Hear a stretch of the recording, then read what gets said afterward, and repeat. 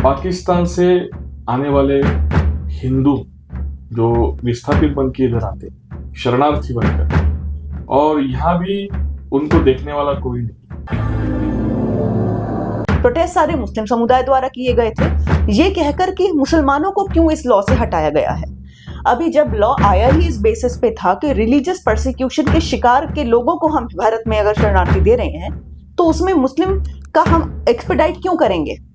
ये ऐसी कम्युनिटीज थी जिनको जिन पॉलिटिक्स में क्या हो रहा है उनका उनसे कुछ लेना देना नहीं था। वो थोड़े पढ़े लिखे भी कम थे, खेतों में अधिक काम करते थे।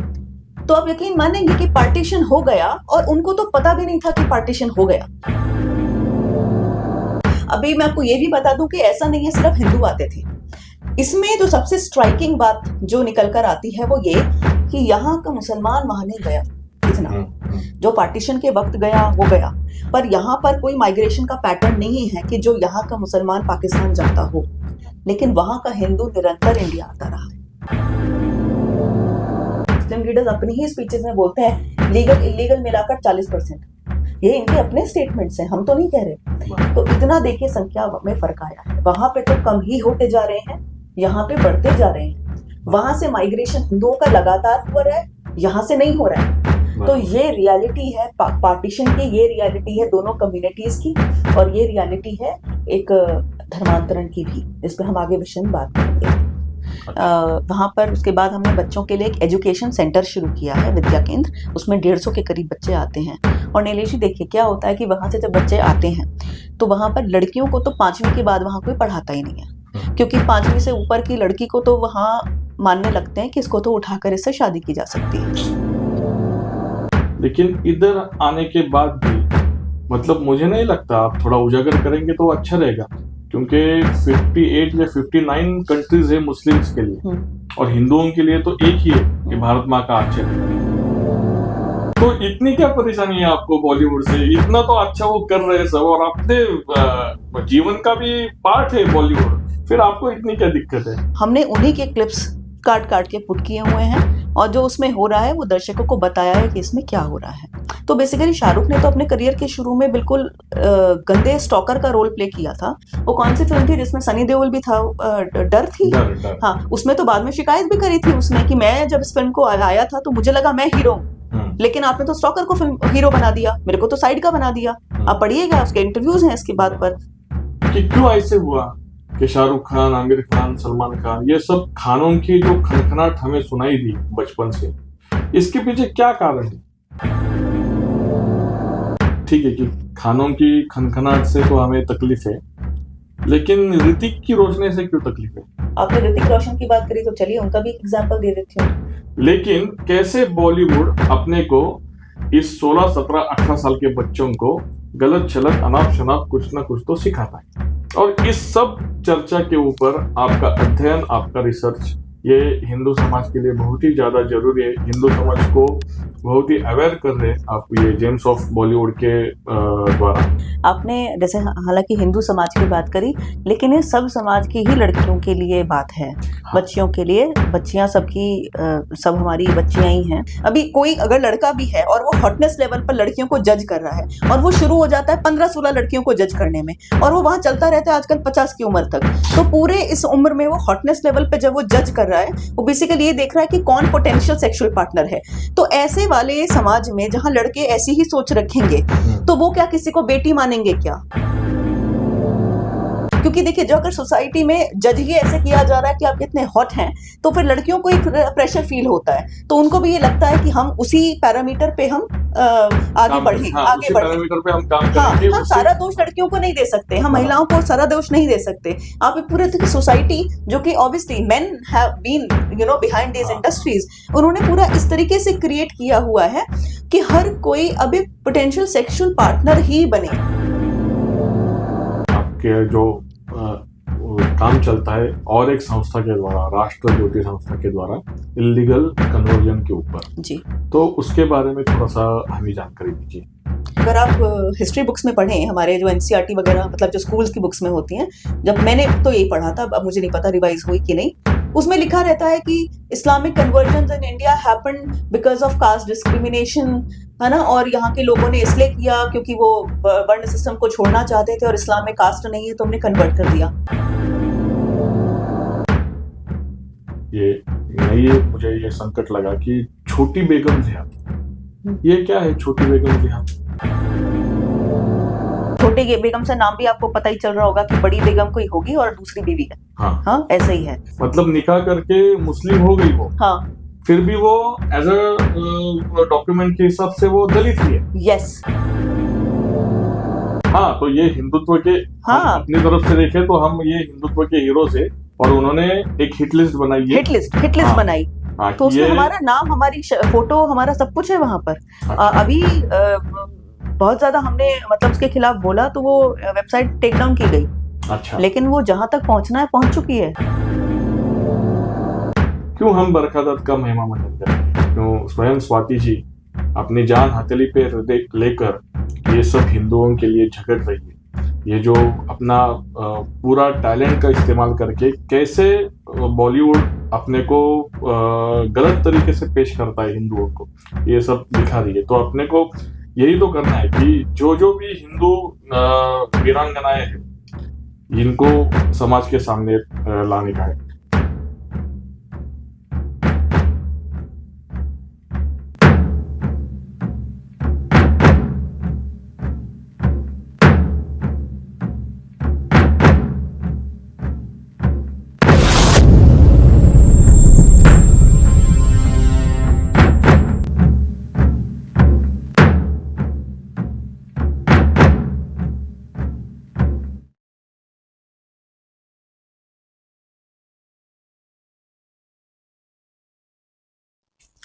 जय श्री राम, जय शिवराय।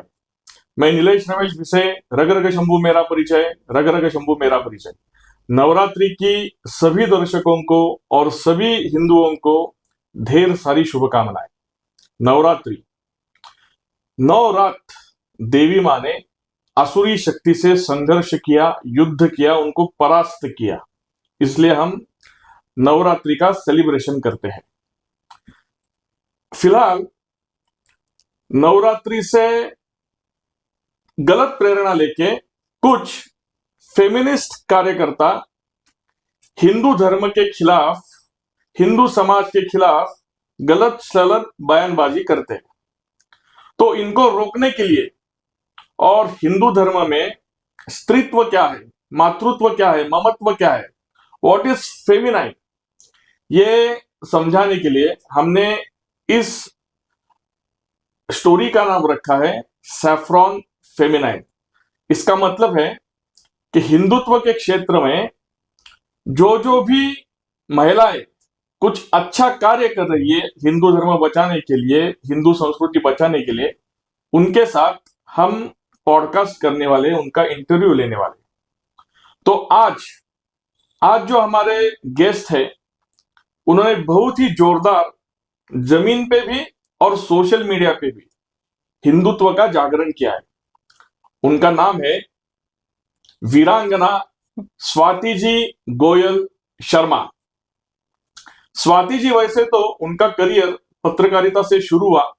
हिंदुस्तान टाइम्स में वो बहुत ही बड़े ओहदे पर पत्रकारिता कर रही थी, लेकिन वहां का सेक्युलर जो एटमॉस्फेयर है उनको राज नहीं आया और फिर वो उस हिंदुस्तान टाइम्स के जॉब को उन्होंने लात मार दी और फिर अपने दम पर जहां जहां हिंदुओं के विरुद्ध जो भी होता है, इलीगल कन्वर्जन हो या इलीगल कंस्ट्रक्शन हो या लव जिहाद का मामला हो, स्वाति जी कैमरा लेके डायरेक्ट उधर अटैक कर देती है और मामला वही रफा दफा हो जाता है।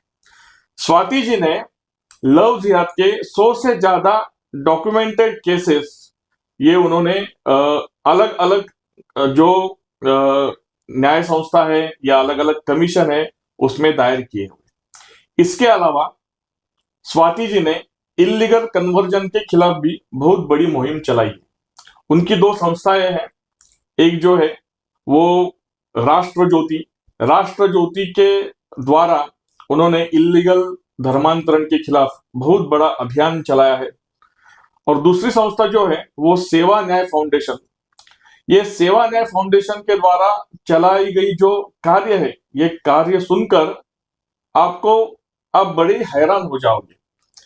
जो हिंदू पाकिस्तान से विस्थापित होके हिंदुस्तान में शरणागत आते, शरणार्थी बन के आते, उनको देखने के लिए कोई तैयार नहीं है, लेकिन उनके लिए कार्य करने वाले अपनी स्वाति जी और उनकी ये संस्था, ये सब प्रश्नों के ऊपर, ये इन्होंने चलाई हुई सब आंदोलनों के ऊपर हम आज सैफ्रॉन फेमिनाइन के इस एपिसोड में चर्चा करने वाले हैं।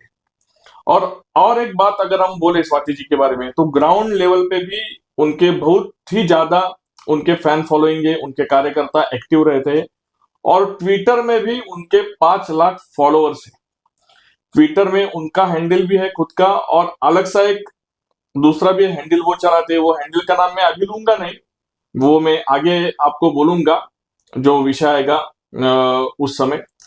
तो ऐसी हिंदुत्व वीरांगना माननीय स्वाति जी गोयल, नीलेश भिसे यूट्यूब चैनल पर सैफ्रॉन फेमिनाइन स्टोरी में आपका मनपूर्वक स्वागत। मैं नीलेश रमेश भिसे, रग रग शंभू मेरा परिचय, रग रग शंभू मेरा परिचय। स्वाति जी, धन्यवाद नीलेश जी, इतने अच्छे इंट्रोडक्शन के लिए आपका बहुत बहुत धन्यवाद। I am feeling a little emotional actually और आपके बारे में मैंने बहुत सुना है, so it's a pleasure to meet you. आपका संभाजी महाराज के ऊपर काम और आपके जो प्लेज इतनी चर्चा है, it's an honour for me to be here. मैं चर्चा की शुरुआत इस विषय से करना चाहता हूँ कि जो आप काम कर रहे हो ये यूनिक काम है, ये काम किसी ने किया नहीं है। पाकिस्तान से आने वाले हिंदू जो विस्थापित बन के इधर आते, शरणार्थी बनकर, और यहाँ भी उनको देखने वाला कोई नहीं, तो ऐसे हिंदू लोगों में जाकर जो पाकिस्तान में उनके खिलाफ जो भी कुछ चलता है वो तो हम रोज देखते हैं। तो इस कार्य करने की आपको कैसे प्रेरणा मिली, और एक्चुअल में क्या कार्य होता है ये सब हिंदुओं में? जी नीलेश जी, इसका उत्तर देने से पहले मैं थोड़ा सा करेक्शन कर देती हूँ। हम अकेले नहीं हैं जो ये काम करते हैं। मैं इतना जरूर कह सकती हूँ क्योंकि सोशल मीडिया पर एक प्रेजेंस है और एक थोड़ा हम लोग प्रचार भी इस चीज का करते आए हैं, इसलिए बहुत लोगों को इस इश्यू के बारे में हमारे द्वारा ही पता चला। हमारे मतलब जैसे मैं और मेरी संस्था सेवा न्याय उत्थान फाउंडेशन, मैंने सबसे पहले पर्सनली 2017 में इसके बारे में जाना था कि पाकिस्तान से हिंदू शरणार्थी आते हैं और रहते हैं। ये मैंने दिल्ली के 1-2 बस्तियां विजिट की थी। अच्छा। उसके बाद थोड़ा और इंटरेस्ट बना, थोड़ा और बात किया, और उसके बाद जब सीएए का प्रोटेस्ट हुआ, मतलब सीएए का इन द सेंस बिल आया, सरकार ने उस बिल में ये लिखा कि पाकिस्तान से जो हिंदू, बौद्ध, ईसाई और मतलब सिख, इन कम्युनिटीज से आने वाले पाकिस्तान, बांग्लादेश और अफगानिस्तान से, ये अगर भारत में आते हैं, क्योंकि ये रिलीजियस परसिक्यूशन का शिकार वहां होते हैं, इसलिए यहाँ पर उनको सिटीजनशिप जल्दी दिया जाएगा। अगर 11 साल नेचुरल, पहले एक रूल है कि आप 11 साल के बाद अप्लाई करते हैं, यहाँ उनको जल्दी मिलेगा। इसके दौरान जो बवाल भारत में हुआ, जगह जगह इतने प्रोटेस्ट हुए वायलेंट। शाहीन बाग में तो आप जानते ही हैं कि वहां पर शाहीन बाग में यानी दिल्ली के कई कोने पर सिट इन प्रोटेस्ट होने लग गए, यानी एरिया के एरिया ब्लॉक कर दिए गए कि हम यहाँ पर काम ही नहीं होने देंगे, व्हीकल चलने ही नहीं देंगे जब तक ये कानून नहीं हटाया जाएगा तब तक। और उनका प्रोटेस्ट क्या था? प्रोटेस्ट सारे मुस्लिम समुदाय द्वारा किए गए थे, ये कहकर कि मुसलमानों को क्यों इस लॉ से हटाया गया है। अभी जब लॉ आया ही इस बेसिस पे था कि रिलीजियस परसिक्यूशन के शिकार के लोगों को हम भारत में अगर शरणार्थी दे रहे हैं, तो उसमें मुस्लिम का हम एक्सपेडाइट क्यों करेंगे? वो है ही रिलीजियस परसिक्यूशन के लिए। उसके बाद भारत में दिल्ली में दंगे भी हुए 2020 फरवरी में। इसी बात को लेकर वहां इतने दंगे हुए, 50 लोगों की मृत्यु हुई, और तब भी मेरी संस्था ने दंगों में भी काम किया था, मतलब दंगों में हमने रिहेबिलिटेट किया था बहुत सारे विक्टिम्स को। अब अगर हम इस लॉ की बात करें और वहां जो कंडीशन है उसकी बात करें, तो मैं आपको थोड़ा बैकग्राउंड बताती हूँ। और क्योंकि मैं महाराष्ट्र में यहाँ बात कर रही हूँ, आपकी बहुत सारी ऑडियंस होगी, उनको पता भी नहीं होगा शायद। जब पार्टीशन हुआ तो पंजाब में लाइन खिंची, बंगाल में और सिंध में भी लाइन खिंचकर वहां पर एक पार्टीशन हुआ। पंजाब में तो बहुत ही कत्लेआम हुआ। सिंध में ऐसा हुआ कि जो सिटीज में रहते थे और वो अधिकतर वहां जिसे कहते हैं ना बनिया, सिंधी बनिया, वो पार्टीशन के बाद भारत आया, उसको पता भी था कि पार्टीशन हो रहा है। लेकिन जो सिंध बेल्ट में जो ज्यादातर जैसे आदिवासी कम्युनिटी बोल सकते हैं या जो एग्रीकल्चरल बेसिकली कम्युनिटीज थी, जो एग्रीकल्चर पे डिपेंडेंट थी, जैसे मेघवाल, ओड, भील, ये ऐसी कम्युनिटीज थे जिनको जिन पॉलिटिक्स में क्या हो रहा है उनका उनसे कुछ लेना देना नहीं था। वो थोड़े पढ़े लिखे भी कम थे, खेतों में अधिक काम करते थे। तो आप यकीन मानेंगे कि पार्टीशन हो गया और उनको तो पता भी नहीं था कि पार्टीशन हो गया। वो जैसा पहले जीते आए थे, घर से खेत, खेत से घर, वो वैसे ही जीते रहे। वो सब किसान ही थे? किसान ही थे। अच्छा।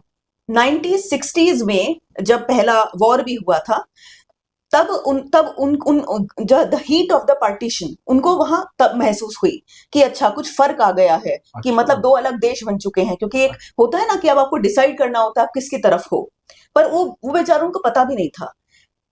इंडिया में माइग्रेशन जो जो यानी जो सिंध के किसान यानी एग्रीकल्चरल कम्युनिटीज हैं, उनको 20 साल तक पता भी नहीं था कि ऐसा कुछ हुआ है पार्टीशन। अच्छा। जैसा। अच्छा। जी। और फिर वो आना शुरू हुए। 65 वॉर हुआ, वो तब आए। उसके बाद इनफैक्ट आपको पता है जब बाबरी मस्जिद यहाँ पर मतलब बाबरी का ढांचा जब यहाँ गिराया गया था, हाँ। तो पाकिस्तान में अगले ही दिन इतना कत्लेआम, मतलब इतना ज्यादा वायलेंस हुआ था कि वहां 30 मंदिर गिरा दिए गए।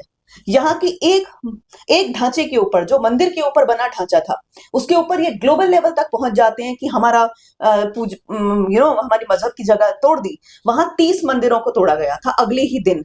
और वहां गांव के जो मोहल्ले के मोहल्ले हिंदुओं के होते हैं, वहां आग लगा दी गई थी और वहां उन्हें बेघर कर दिया गया, तोड़फोड़ मचाई गई थी। और ये सारा न्यूयॉर्क टाइम जैसी पब्लिकेशंस ने भी डॉक्यूमेंट किया हुआ है। अच्छा। तो जो सिंध के यानी जो ये किसान वाली कम्युनिटीज के जो हिंदू थे, उनको बार बार हीट महसूस होने लग गई जब भी इंडिया में कुछ होता था। हाँ। फिर क्या हुआ, फिर वो धीरे धीरे इंडिया आना शुरू हुए। अच्छा। और मैं ये भी बता देती हूँ कि 90 तक फेंसिंग नहीं थी बॉर्डर्स पर।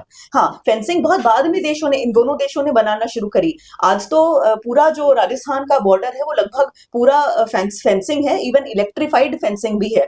कहीं कहीं इलेक्ट्रिसिटी हटा देते हैं क्योंकि जानवर भी आकर उसमें मर जाते हैं। हाँ। लेकिन बहुत अभी तो बहुत ज्यादा उसमें फेंसिंग हो चुकी है। लेकिन 90 तक तो ऐसा था कि वो आते जाते रहते थे, वो ऊंट पे आ जाते थे। अच्छा। वो पैदल आ जाते थे। इनफैक्ट इतना ज्यादा तो ऐसा होता था कि शादियां, क्योंकि भाई आपने एक जगह लकीर खींच दी, उससे अलग अलग तो नहीं हो जाते ना, तो लोग बॉर्डर पार शादियां करते थे। मुस्लिम भी यहाँ पर करते थे, हिंदू भी वहां पर करते थे। अच्छा। तो ये सब होता रहा। लेकिन इतना साल में उन्हें ये पता चल गया था कि हम पाकिस्तान में बिलोंग नहीं करते, हमको इंडिया ही जाना पड़ेगा। तो वो धीरे धीरे आते रहे और आते रहे और आज तक इतना आ रहे हैं। इनफैक्ट 2014 के बाद और आना शुरू हो गए हैं, क्योंकि अच्छा। वहां पर अब उनको लगता है कि जो सरकार है वो थोड़ी हमारे फेवरेबल में है। अच्छा। हाँ, अभी मैं आपको ये भी बता दूं कि ऐसा नहीं है सिर्फ हिंदू आते थे। इसमें जो सबसे स्ट्राइकिंग बात जो निकल कर आती है वो ये कि यहाँ का मुसलमान वहां नहीं गया इतना। जो पार्टीशन के वक्त गया वो गया, पर यहाँ पर कोई माइग्रेशन का पैटर्न नहीं है कि जो यहाँ का मुसलमान पाकिस्तान जाता हो।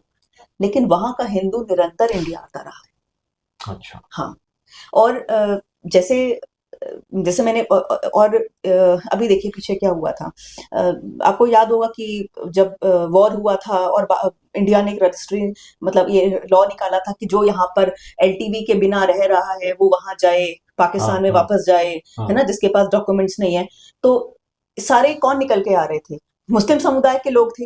आपने देखा था बहुत सारी न्यूज आई थी कि ये एक महिला है पाकिस्तान से, मुस्लिम महिला, इंडिया में आकर 40 साल पहले आई थी। उसके बाद वो यहीं पर ही रह रही है, उसने शादियां करी, उसका पूरा कुनबा यहाँ पर हो गया, 2-3 पीढ़ियां उनकी हो गई हैं यहाँ पर। और ऐसा एक नहीं, केस आफ्टर केस।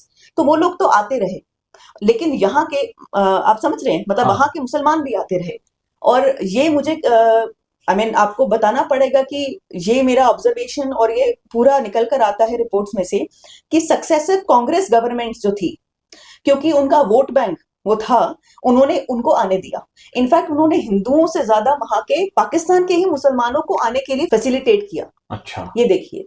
और 2014 के बाद, मोदी सरकार के बाद, वहां हिंदुओं को पहली बार यहाँ पर ये महसूस कराया गया है कि यही आपका देश है, आप यहाँ आ सकते हो। कोशिश तो वो पहले से करते थे, लेकिन आने के लिए वीजा भी मिलना चाहिए। अभी मैं आपको बताती हूँ वहां का हिंदू या कोई इवन मुसलमान आता कैसे है।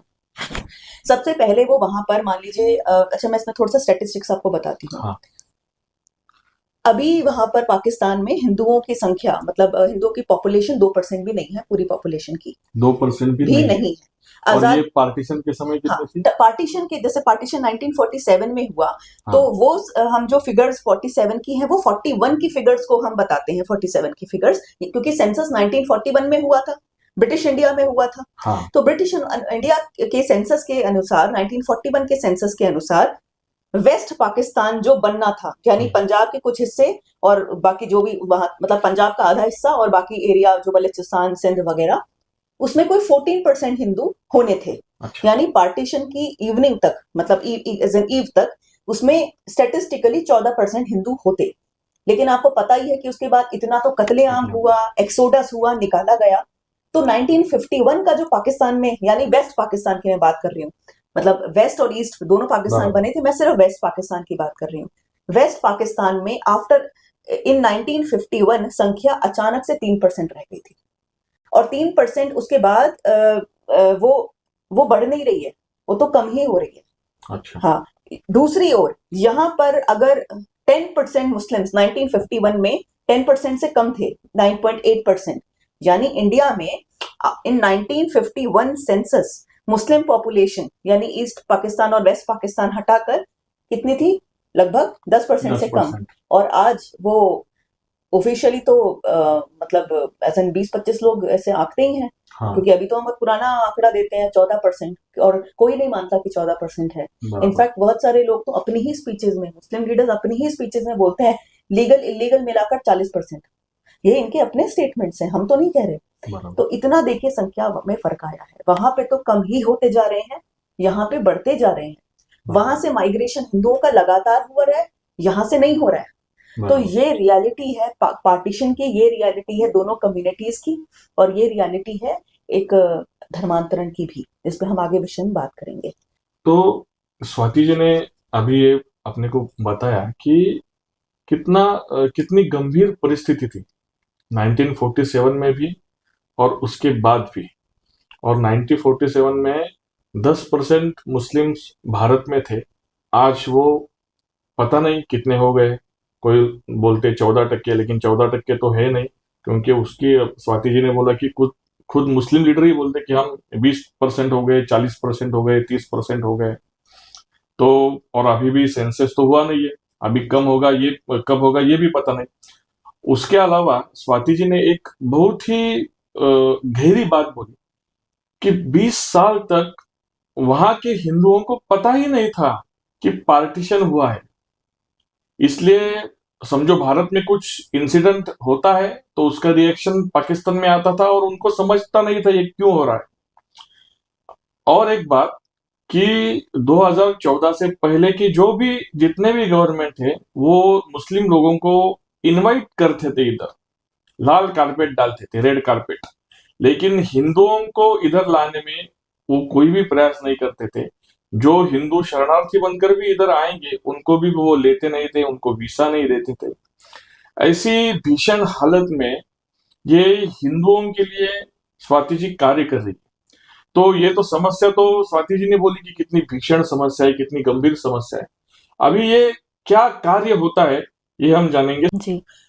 तो नीलेश जी ये आते कैसे हैं, और मैं अभी दोनों की बात कर रही हूँ, हिंदू और मुसलमान पाकिस्तान से आते कैसे हैं। सबसे पहले वो टूरिस्ट या पिलग्रिमेज वीजा अप्लाई करते हैं। अच्छा। यानी हमको 1 महीने 40 दिन का वीजा चाहिए यहाँ के तीर्थ स्थल घूमने के लिए। तो हिंदू जो होते हैं वो कहते हैं हमें गंगा जी में नहाना है, हमें मथुरा जी के दर्शन करने हैं, या हमको राजस्थान में जो उनका कोई रामदेव पीर का मतलब रामदेव जी को ये मानते हैं बहुत सारे सिंध के हिंदू। तो अच्छा। वहां का इनका कोई बड़ा गढ़ है, इस तरह से वो कहकर यहाँ पर आते हैं। फिर वो यहाँ से जाते नहीं है तो क्या करते हैं, लॉन्ग टर्म वीजा अप्लाई करते हैं। तो लॉन्ग टर्म वीजा मतलब वो 1 साल के लिए एक्सटेंड हो जाता है, यानी रहते हैं, और वो यहाँ किसी की गारंटी पर रहते हैं, यानी किसी को गारंटियर बनना पड़ता है उनका। और यहाँ आने के लिए ऐसा नहीं है कि कोई भी वीजा लगाकर आ जाता है, उनका कोई ना कोई कनेक्शन इंडिया में होना चाहिए, जैसे उनका कोई दूर का रिलेटिव या इस तरीके से। अभी क्या है, दोनों ही कम्युनिटीज के यहाँ रिलेटिव्स हैं, और जो मुसलमान होते हैं वो यहाँ पर ये कहकर आते हैं कि हमें निजामुद्दीन औलिया जाना है, हमें अजमेर दरगाह जाना है, हमें ये वाली दरगाह जाना है। वो ऐसा कह के पिलग्रिम में उसका वीजा लेकर आते हैं। वो भी यही करते हैं, आके यहाँ लॉन्ग टर्म वीजा लगाकर बैठ जाते हैं। अच्छा। पुरानी दिल्ली में मुझे लोगों ने बताया है, जो यहाँ पर खूब सालों से काम करते आए हैं, कि 90s में तो इतने आते थे कि पुरानी दिल्ली में वहां से वहां का मुसलमान आता रहता था और वहां रहता था, तो और वहां का जो थोड़ा पैसे वाला हो जाता था वो वहां से शिफ्ट कर जाता था। तो अच्छा। उनकी जगह पर रहने के लिए वो लोग उसको ऑक्युपाई कर लेते थे। अच्छा। तो ये मतलब और देखिए इस बार पुरानी दिल्ली जैसे एरिया से ही तो वो निकले हैं, जो अभी अभी मैंने आपको हाँ। बताया था वॉर के बाद। बराबर। तो जैसा अभी आपने भी बताया अपने दर्शकों को कि पहले हिंदुओं को इतने वीजा नहीं मिलते थे, जब मुसलमानों को बहुत आराम से मिल जाते थे। अब यहाँ पर अब थोड़ा उल्टा है। बराबर। हाँ, अभी सरकार की इंटेंशन के ऊपर है, और उनको ही तो मिलना चाहिए जो वहां से इतना परेशान होकर आ रहे हैं। तो देखिए वो अपनी जर्नी कैसे करते हैं। पाकिस्तान में सिंध जो एरिया है वहां मैक्सिमम हिंदू रहते हैं, यानी पाकिस्तान का मैक्सिमम हिंदू सिंध में रहता है। क्योंकि जैसे मैंने बताया, शहरों में पहले तो मारकाट बहुत हुई, उसके अलावा जिसको पता था कि शहरों में रहने वाले को, वो माइग्रेट भी करा। इनफैक्ट बहुत सारे सिंधी हिंदू जो बनिए हिंदू होते हैं वो तो महाराष्ट्र में रहते हैं, उल्हासनगर एक गढ़ है, फिर मुंबई में आए। और बाकी अभी जो आदिवासी वाले जो लोग हैं, जैसे मैंने आपको बताया, वो राजस्थान में आते हैं, क्योंकि उनका कल्चरल जो कनेक्शन है वो राजस्थान से है। अच्छा। हाँ, तो वो जैसे वो कैसे आते हैं, मान लीजिए सिंध में सबसे पहले उनको वहां जाना है इंडिया, तो सबसे पहले वो वीजा अप्लाई करेंगे। अब उसके लिए वेट करते हैं, तब तक वो अपना वहां पे काम पूरा समेटते हैं, घर का सौदा करने की कोशिश करते हैं, अपना बच्चों को टीसी दिलवाते हैं अपने स्कूल से कि अभी स्कूल नहीं जाना है। और आज ये हाल है पाकिस्तान में, क्योंकि वहां के जो मेजोरिटी कम्युनिटी है उनको पता है कि हिंदू तो जा ही रहा है, तो उनके घर खरीदता नहीं कोई, क्योंकि उनको पता है कि नहीं खरीदेंगे तो छोड़कर जाएगा। अच्छा। तो वहां आजकल तो ये हाल है, जैसे पहले तो वो लोग खरीद भी लेते थे उनके घर, आजकल तो जो आ रहे हैं वो ये बताते हैं कि हमारा घर पीछे बिका ही नहीं, हम छोड़कर आ गए, किसी ने खरीदा नहीं, क्योंकि सबको पता है कि नहीं खरीदेंगे तो भी तो छोड़कर जाएगा। अच्छा। तो वो लोग फिर सिंध से निकलकर पहले वाघा बॉर्डर, अटारी बॉर्डर तक आते हैं, वहां बस से आते हैं, ट्रेन से आते हैं, क्योंकि एक ही ऑफिशियल बॉर्डर है दोनों का, खुला हुआ बॉर्डर। अच्छा। फिर वहां से वो एंट्री करते हैं, अपना वीजा वगैरह चेक करवाते हैं, वहां से वहां जाते हैं जहां का उन्होंने पिलग्रिम वीजा लिया होता है, जैसे गंगा जी, मथुरा या राजस्थान में कहीं। और फिर वो आके अधिकतर लोग राजस्थान में जाकर, अधिकतर लोग जोधपुर में आते हैं। अच्छा। हाँ, और फिर वहां पर आकर वो रहने शुरू कर देते हैं। आते ही उनके पास कुछ होता नहीं है, वहां से उनके पास जो भी प्रॉपर्टी बेचकर या जो भी सामान बेचकर जो उनके पास पैसा होता है, कैश लेके तो आ नहीं सकते हैं, यहाँ चलेगा भी नहीं। फिर वो गहने बनवाते हैं सोने के, और वो अपनी महिलाओं को पहनाते हैं, और आते ही वो गहने बेच भी देते हैं। फिर उनके पास जो पैसा थोड़ा बहुत आता है वो उससे वहां यहाँ जिंदगी स्टार्ट करते हैं। तो सबसे पहले आते ही जो इनके कनेक्शंस होते हैं यहाँ पर, उनके थ्रू वो देखते हैं हम आकर बैठे कहाँ। तो पता है कैसी कैसी जगह बैठते हैं, जैसे मिट्टी का कोई एक जगह है जहां कोई रहने का हिसाब नहीं है, मतलब पैर रखो तो पैर धंस जाए मिट्टी में, ऐसी ऐसी जगह पे वो 2 बैम्बू स्टिक्स लगाते हैं, तिरपाल लगाते हैं, ऐसे चादर डाल देते हैं और सो जाते हैं। ऐसे उनके बच्चे यहाँ पर रहते हैं जब वो आते हैं। अच्छा। कुछ लोग अपने रिलेटिव्स के यहाँ चले जाते हैं, जिनके रिलेटिव ने थोड़े से ईंटों के घर अपने बना लिए हैं। तो ऐसे, मैं तो फोटो बहुत डाली हुई है अपने ट्विटर अकाउंट पर। अच्छा। तो ऐसे उसमें सांप आ जाते हैं रात को, रेत है ना, तो रेत तो है ही, राजस्थान का एरिया सारा रेतीला है। तो आते ही उनको सबसे पहले घर प्रोवाइड करना, मतलब घर तो क्या कर सकते हैं, लेकिन कम से कम ये बल्लियां, तिरपाल, शीट्स और थोड़ा स्ट्रक्चर, ये भी एक बड़ा काम है जो हम करते हैं। अच्छा। मैं आपको बताती हूँ कि 2023 में एक बड़ी घटना हुई थी इनके साथ। जोधपुर में एक बस्ती को, वहां की एडमिनिस्ट्रेशन, तब कांग्रेस गवर्नमेंट थी, उन्होंने उसको तोड़ दिया, ये कहकर कि ये तो इलीगल इंक्रोचमेंट हो रहा है। अब ये बताइए कि जो वहां से लोग आए हैं वो लोग लैंड लेके तो अपने साथ नहीं आ सकते, वो कहीं भी यहाँ पर बैठेंगे तो इलीगली ही बैठेंगे। उनको सिटीजनशिप तो अचानक मिलेगी नहीं, उनको कुछ भी नहीं मिलेगा, उनके तो आधार तक नहीं बने होते हैं, तो वो कहाँ जाएंगे। मतलब ये तो सीधी सी बात है कि अगर कोई रेफ्यूजी की तरह आ रहा है तो उसके पास लैंड तो नहीं है, तो वो वही एक और जगह, मतलब वो ऐसी जगह है जहां पर आप और मैं तो 1 घंटा भी नहीं बैठ सकते, इतनी धूप आती है, बिल्कुल सूखी जमीन है, और वहां पर वो लोग अपना तंबू वंबू लगाकर 1 महीने से रह रहे थे। एडमिनिस्ट्रेशन ने सबको तोड़ दिया, यहाँ तक कि जो उनके सीमेंट के टैंक बने हुए थे ना, पानी भरने के टैंकर, क्योंकि पानी मुश्किल है, राजस्थान में दूर दूर से लेकर भी आना पड़ता है, वो भी तोड़ डाले। तो जब मैं वहां पर गई थी इस बस्ती में, जोधपुर का गंगाणा गांव, तब मैंने देखा कि बच्चों ने खाना नहीं खाया हुआ था, घर टूटे हुए थे, घर में कोई रसोई नहीं चल रही थी। ऊपर से जैसे ही कोई खाना बनाने की कोशिश करता, पुलिस की वैन खड़ी रहती और कहती कि नहीं, यहाँ पे कुछ नहीं करना, ये इंक्रोचमेंट हम फिर से तोड़ देंगे। ऐसा सा हाल हमने देखा। फिर हमने एक कैंपेन चलाया सोशल मीडिया पर कि हम इनके घर बनवाएंगे, जो भी इनका टूटा है बनवाएंगे, क्योंकि ये कहाँ जाएंगे। वहां से एक तरीके से मेरी सेवा न्याय उत्थान फाउंडेशन का ये इन पाकिस्तान मतलब पाकिस्तानी हिंदू रेफ्यूजी रिहेबिलिटेशन में एक बड़ा काम था। तब से मैं निरंतर वहां पर काम कर रही हूँ। वहां पर उसके बाद हमने बच्चों के लिए एक एजुकेशन सेंटर शुरू किया है, विद्या केंद्र। उसमें 150 के करीब बच्चे आते हैं। और नीलेश जी देखिए क्या होता है कि वहां से जब बच्चे आते हैं तो वहां पर लड़कियों को तो 5वीं के बाद वहां कोई पढ़ाता ही नहीं है, क्योंकि 5वीं से ऊपर की लड़की को तो वहां मानने लगते हैं कि इसको तो उठाकर इससे शादी की जा सकती है। और जो लड़के होते हैं उनको भी बहुत ज्यादा नहीं पढ़ाया जाता है। क्यों? लड़कियों को तो हमेशा किडनैप का डर रहता है कि किडनैप करेंगे और उनको फिर धर्मांतरण करा देंगे, और किसी कोई हिंदू फैमिली बच्चों को वापस नहीं ला पाती है अपनी लड़कियों को, रोते रह जाते हैं। वहां का कानून, वहां का कोर्ट इसकी 13-13 साल की बच्चियों को ये कह देता है कि नहीं, इसका धर्मांतरण लीगल है। और लड़कों के साथ क्या है, वहां इस्लामी पढ़ाई बहुत होती है। इवन वहां जो बोर्ड के एग्जाम्स होते हैं उसमें ट्रांसलेशन ऑफ कुरान, इस्लामियत जैसे सब्जेक्ट ही हैं। तो हिंदू बच्चों को, सिख बच्चों जब स्कूल में जाते हैं तो उनको ये पढ़ना ही पड़ता है। और अगर उनको कोई बरगला दे कि आप धर्मांतरण करो, तो फिर किसी की, हिंदू परिवार की मजाल नहीं है कि उनको वापस ले आए, क्योंकि वहां तो मुल्ला डम चलता है ना, वो शोर मचा देंगे। अभी हाल ही में क्या हुआ, सिंध में एक परिवार के 4 बच्चे, 3 तो भाई बहन और एक कजन, 3 बहनें और एक कजन, एक लड़का, उनमें से 2 तो नाबालिग हैं, 14 साल के, 13 साल के हैं।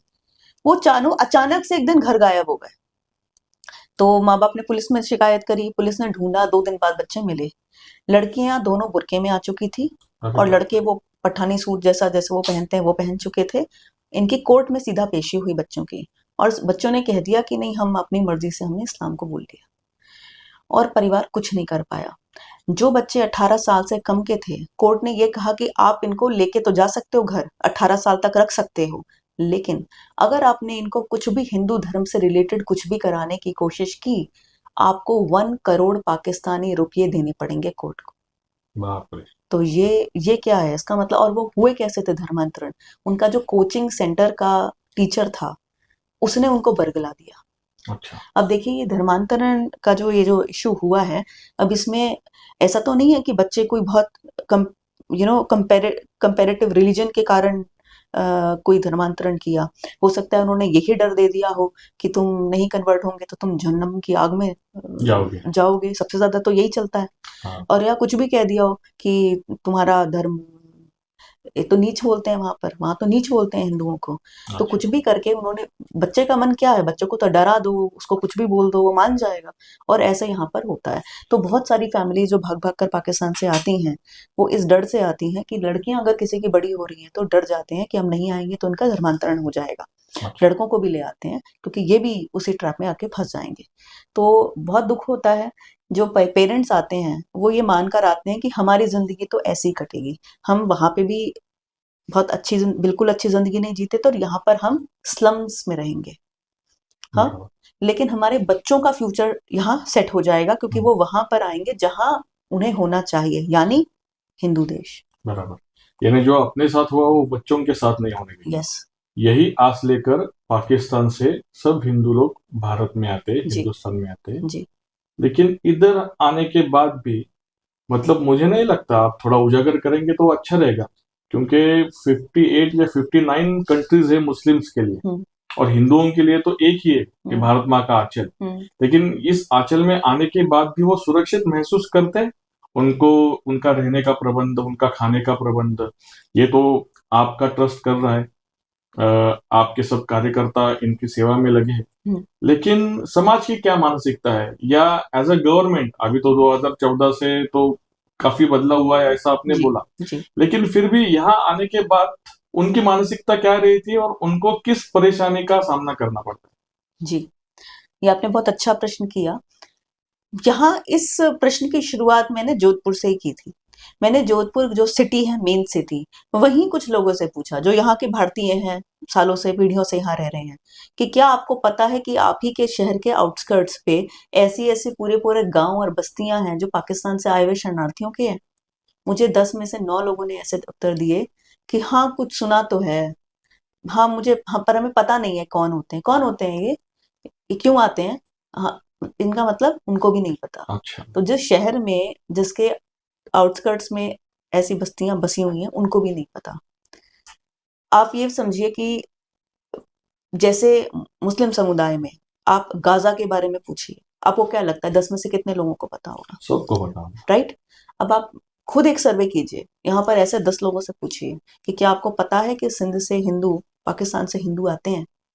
कितने, आपको क्या लगता है कितने लोगों को पता? मुझे लगता है एक को भी पता हो तो गनीमत है। बराबर। तो यहाँ पर हिंदू समाज में जो मेरा भी ऑब्जर्वेशन है वो ये कि ऐसे, देखिए वहां पे अगर मैं मुस्लिम समुदाय से कंपेयर करूं, वहां पे ये सारे इश्यू उनकी मस्जिदों में, उनके जनरल डिस्कोर्स का बहुत बड़ा पार्ट बराबर। है ना। लेकिन यहाँ पर कभी भी जनरली हिंदू इश्यूज पर कोई चर्चा का कोई काम है नहीं। हमारे मीटिंग प्लेसेस ही नहीं होते ना, हम कहाँ मिलते हैं? मिलते नहीं है तो ऐसी बातें होती नहीं है।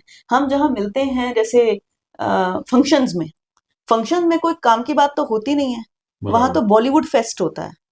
कोई भी सेलिब्रेशन रहेगा तो बॉलीवुड के गाने बजते, और इस बॉलीवुड के खिलाफ आप बहुत बोलते हो, और फिर भी आपने वो जो ट्विटर हैंडल है आपका, वो पहले तो मुझे वो जेम्स ऑफ बॉलीवुड यानी कुछ तो बॉलीवुड के बारे में अच्छा लिखा होगा है कोई ऐसा लगा, लेकिन वो ध्यान से मैंने देखा तो वो बीच में आपने आर डाला है और वो जर्म्स ऑफ बॉलीवुड हो गया। तो इतनी क्या परेशानी है आपको बॉलीवुड से? इतना तो अच्छा वो कर रहे हैं सब, और अपने जीवन का भी पार्ट है बॉलीवुड, फिर आपको इतनी क्या दिक्कत है? जी नीलेश जी, अगर आप मुझसे ये कह रहे हैं कि ये हैंडल हम चलाते हैं और आपको बॉलीवुड से प्रॉब्लम क्या है, प्रत्यक्ष को प्रमाण की आवश्यकता नहीं होती। उस हैंडल पर हमने बॉलीवुड के ही क्लिप्स डाले हुए हैं। अच्छा। और कुछ नहीं किया हुआ, हमने उन्हीं के क्लिप्स काट काट के पुट किए हुए हैं, और जो उसमें हो रहा है वो दर्शकों को बताया है कि इसमें क्या हो रहा है। हमने सिर्फ ये किया है, और उन क्लिप्स के आधार पर ये पूरा मूवमेंट ऐसा शुरू हो गया है कि लोगों ने बॉलीवुड को अपने जीवन से निकालना शुरू कर दिया है। बॉलीवुड है क्या? मुंबई में एक फिल्म इंडस्ट्री जो आजादी के बाद से, मतलब आजादी तो खैर क्या, पार्टीशन के बाद से जो बनी है, उसको एक नाम दिया गया है। इसकी हिस्ट्री में जाएं, इसके प्रेजेंट में जाएं, इसके सबसे पीक उस पे जाएं कि उसमें पीक, उनका पीक काम क्या है। ये सारा का सारा ऐसा काम है कि हर भारतीय को शर्म आनी चाहिए कि हमने इसको अपने जीवन का पार्ट बना रखा है, जिसको हमको इसके खिलाफ कैंपेन करने चाहिए, उसको खत्म करने के लिए हमको हमको अपना पूरा ऊर्जा लगा देनी चाहिए। हम उसको अपना कल्चर मान के बैठ गए हैं। पहली बात, जैसे आपने कहा कि हमारी शादियों का पार्ट बन गया है, तो ये तो शर्म की बात है। आखिरकार हमारे इतनी पुरानी संस्कृति सभ्यता है, हम खुद ही कहते हैं कि पुरानी वैदिक संस्कृति, तो ऐसी ये संस्कृति हो गई कि पिछले 75 साल में एक फिल्में विल्में बननी शुरू हुई, और वो हमारी सालों सैकड़ों सालों की सभ्यता उसने खत्म कर दी। आज हमारी जो शादियां जिस तरीके से होती, मैं तो खैर जाती भी नहीं हूँ वहां पर, वेद मंत्र जो सुबह 4 बजे के करीब होते हैं, जो उच्चारण होता है, वो सबसे बोरिंग पार्ट इस वक्त बन गया है कि बस पंडित जी जल्दी जल्दी कर दो, बहुत हो गया। क्योंकि शादी तो 2-3 दिन पहले से शुरू हो जाती है, और वो तीनों टाइम बॉलीवुड फेस्ट ही होता है। चाहे कोई हल्दी सेरेमनी उससे पहले हो, चाहे आजकल तो पता नहीं क्या क्या लेडी संगीत भी होता है, और आजकल तो बैचलर्स पार्टी भी होती है, बहुत कॉकटेल पार्टी होती है, ठीक है, बहुत सारी चीजें होती हैं। हर पार्टी में होता क्या है कि आप बेसिकली कुछ ऐसे ही ये सब इन्हीं थीम्स के ऊपर आते हो, फिर यही सब गाने बजाने करते हो, यही खाते पीते चले जाते हो। पूरी शादी का, पूरे विवाह संस्कार का जो एक्चुअल शादी जो है वो जैसे बॉलीवुड में बोला जाता है, और वैसे ही है ना कि एक प्रेमी रहता है, एक प्रेमिका रहती है, उनकी शादी हो जाती है, तो ठीक है। ये अगर नई बात है तो पुराने समय में फैमिली तय करती थी कि इसके साथ शादी करना है, लेकिन शादी करने के बाद तो रोमांस ही करना है। तो फिर क्या दिक्कत है? मैं आपका एक पॉडकास्ट देख रहा था, थोड़ा रिसर्च कर रहा था, तो आपने यश चोपड़ा को भी नहीं छोड़ा। और जिस यश चोपड़ा ने अमिताभ बच्चन से लेकर शाहरुख खान तक सब एक्टर्स के द्वारा पीढ़ियों पीढ़ियों से हमें रोमांस करना सिखाया है। आपने तो उनको भी नहीं छोड़ा, आपने तो वो रमेश सिप्पी जी को भी नहीं छोड़ा जिन्होंने इतनी अच्छी शोले जैसी अच्छी मूवी इस इंडस्ट्री को दी, इस अपने देश को दी। तो क्या दिक्कत क्या है? तो रोमांस करना थोड़ी बुरी बात है, या शादी करने के बाद भी रोमांस ही तो होता है ना। पहली बार, क्या विवाह रोमांस के लिए किया जाता है? ये मैं आपकी बात से अग्री नहीं करती। विवाह का जो मूल जो उसका कारण है वो यही है कि आप दो मिलकर, दो लोग आकर, दो परिवार आकर एक मीनिंगफुल काम करते हैं, इस तरीके से होता है। ये आकर सिर्फ रोमांस ही करना है, इस तरीके से नहीं होता। ओके, इन चीजों पे विवाह क्या है मैं इस पे बिल्कुल चर्चा नहीं कर रही हूँ। ये बिल्कुल मेरा स्ट्रांगली मानना है, अगर आप मुझे समय देंगे तो आपको ये बताऊंगी कि पूरा का पूरा जो सेलिब्रेशन है हमारा, वो एक इंडस्ट्री के चीप गानों के सेंट्रिक हो गया है। जो विवाह संस्कार है, जैसे मैंने कहा, वेद मंत्र उच्चारण, और एक्चुअली दोनों को जैसे जैसे विवाह संस्कार बोलते हैं ना, तो वो सारा पार्ट इतना छोटा हो गया कि पंडित जी को 500 रुपए पकड़ा कर कहते हैं जल्दी जल्दी खत्म करो, और बाकी सारा एक सेलिब्रेशन हो गया, बहुत फूहड़ तरीके का सेलिब्रेशन हो गया है। उनके गानों के आप लिरिक्स सुनिए ना, जैसे मान लीजिए एक गाना है कि आज रात मैंने पी रखी है, वो मान लीजिए कोई गाना चल गया, सो ये इस पे लड़कियां नाच रही हैं। हर तरीके के जो आजकल अगर आप शादी के, इवन कॉलेज के फेस्ट की अगर वीडियोस उठाएं, तो वो तो आपको मतलब उसमें और बाहर में कोई फर्क ही नहीं नजर आता है। लड़कियों को पूरा ऑब्जेक्टिफाई किया हुआ है, और लड़के गानों के एक्सक्यूज में आकर ऐसे दे लियर एट द विमेन, दे मतलब ऐसे लार टपकाते हुए इस तरीके से डांस करते हैं, मुझे तो बहुत गंदा लगता है ये और ये कैसे हो गया अचानक से? पिछली 2-3 पीढ़ी पहले तक तो मुझे पता है कि ऐसे नहीं होता था, लेकिन अचानक से सब कुछ इतना नॉर्मलाइज कर दिया गया है कि हर तरीके के जैसे फूहड़ गाने हैं उनके ऊपर, और वो सारे गाने लस्ट के अराउंड ही रहते हैं। लस्ट और देखिए इतने सारे गाने हैं, मैं उनकी क्या बातें बताऊं। आइटम नंबर जिनको हम बोलते हैं, जो बने ही इसके लिए हैं कि टिटिलेट करने के लिए, वो सारे गाने ही तो आपकी शादी का पार्ट होते हैं। ऐसा आप चलिए कोई गीत बताइए ऐसा जो बॉलीवुड के फिल्मों में ऐसा कोई निकला हो जो बहुत ही जो विवाह संस्कार के उसमें मतलब कंपैटिबल हो। पहले मैं आपको उसकी भी बात करूं कि आपने यश चोपड़ा और इन सब के नाम लिए। देखिए थोड़ा सा बॉलीवुड के बारे में मुझे बताना पड़ेगा। यहाँ पर जैसे फादर ऑफ इंडियन सिनेमा भी कहा जाता है दादा साहब फाल्के, महाराष्ट्र के ही थे।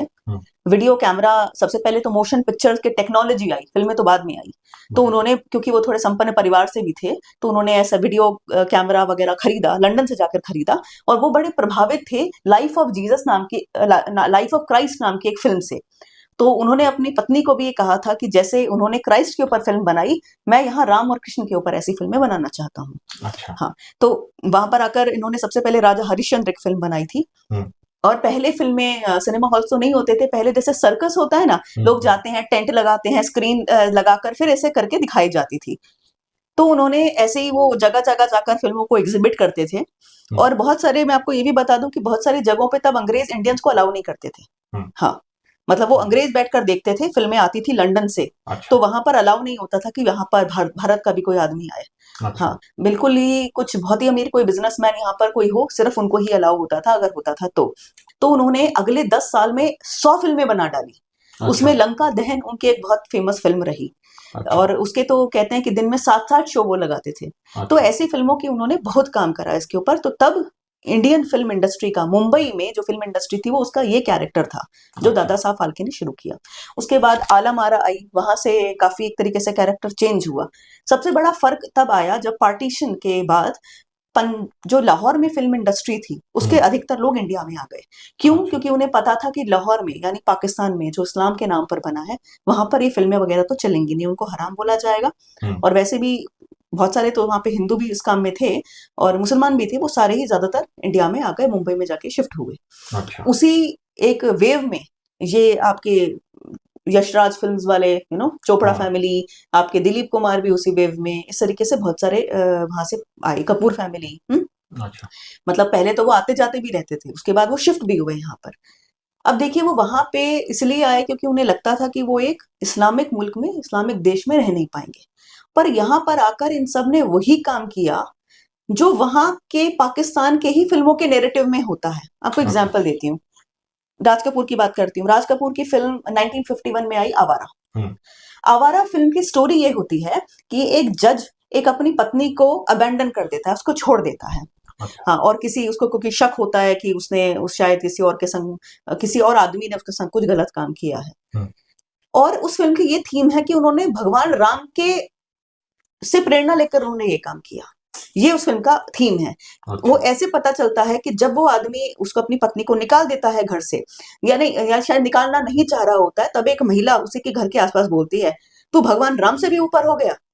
यानी वो महिला कह रही है कि भगवान राम से प्रेरणा लेकर अपनी पत्नी को घर से निकाल दे। अच्छा। उसके बाद इसी राज कपूर की 2 साल बाद फिल्म आती है छलिया। छलिया फिल्म की कहानी ये है कि पार्टीशन के बाद एक हिंदू महिला पाकिस्तान में रह जाती है। वहां का एक पठान आदमी उसको अपने घर में बेटी की तरह रखता है।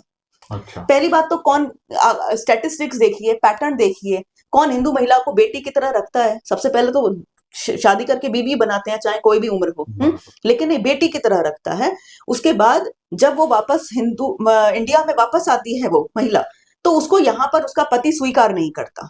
अच्छा। ये इसकी स्टोरी है। और जब वो नहीं स्वीकार कर रहा, तो बैकग्राउंड में राम जी की रामनवमी की एक प्रोसेशन चल रही है, और उसपे राज कपूर मुंह बनाता है कि स्मर्क्स, कि देखो मतलब ये राम जी जैसे इनके भगवान हैं, इन्हीं से प्रेरणा लेकर उसने अपनी पत्नी को वापस नहीं अपनाया।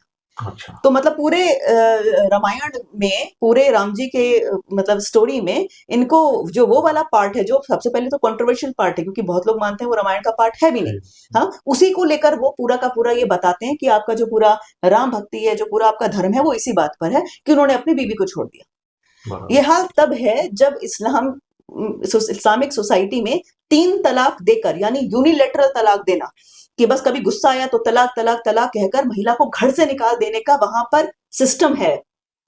वहां पर अभी तो बैन हुआ है हाल ही में, लेकिन वहां इतने सालों तक तो वहां सिस्टम रहा है, ऐसे निकाल दो घर से। उसके ऊपर कुछ नहीं बोला, तो वहां के जो आए हिंदुओं ने भी नहीं बोला, और मुस्लिम तो बोलेंगे क्यों। वहां के जो लोग, यहाँ पर फिल्में बनी बॉलीवुड में, और थोड़ी फिल्मों के बारे में बताती हूँ। आप यश चोपड़ा की बात करें, यशराज फिल्म्स की ही फिल्म थी दीवार। दीवार फिल्म की स्टोरी क्या थी? तुम पाकिस्तान से यहाँ पर आए, तुमने दुकान बनाई यहाँ पर अपनी फिल्मों की, और आपने क्या फिल्म बनाई? दीवार। दीवार का तो थीम ही ये है कि अमिताभ बच्चन मंदिर में नहीं जाता, मंदिर में उसे भगवान पसंद नहीं है, लेकिन 786 नाम का बिल्ला वो उसकी जान बचाता है। इनफैक्ट वो मरता भी तब है जब वो बिल्ला उसके हाथ से निकल जाता है, उसके बॉडी से हट जाता है। देखिए आपने फिल्म, हाँ। यही थी फिल्म है। तो आप ये मतलब ये कौन सा एजेंडा आप यहाँ पर आकर चला रहे हैं? और अगर आपको इतना ही प्रेम है तो वहां पे आए, यहाँ पर आए क्यों? तो यहाँ पर और चलिए एक और बताती हूँ। वजाहत मिर्जा वो यूपी का ही था, क्योंकि जो इंडस्ट्री बनी यहाँ पर मुंबई में, वहां महाराष्ट्रियंस का तो कोई रिप्रेजेंटेशन बचा ही नहीं। दादा साहब फाल्के के बाद जो सारे पाकिस्तानी पंजाबी से लोग आए, और उत्तर प्रदेश से बहुत आए, और उसमें काफी जो वो थी वो मतलब मुस्लिम थे यहाँ के। इनफैक्ट पाकिस्तान के नैरेटिव के अनुसार पाकिस्तान का पूरा को बनाने का सबसे ज्यादा काम यूपी के मुसलमानों ने किया। अच्छा। तो मतलब ये तो बहुत लोग कहते हैं ना कि ये तो यूपी के मुसलमानों की साजिश थी या उन्होंने बनाई, तो वहां का नैरेटिव है ही, मतलब जिनको बाद में यहाँ से गए भी थे थोड़े बार।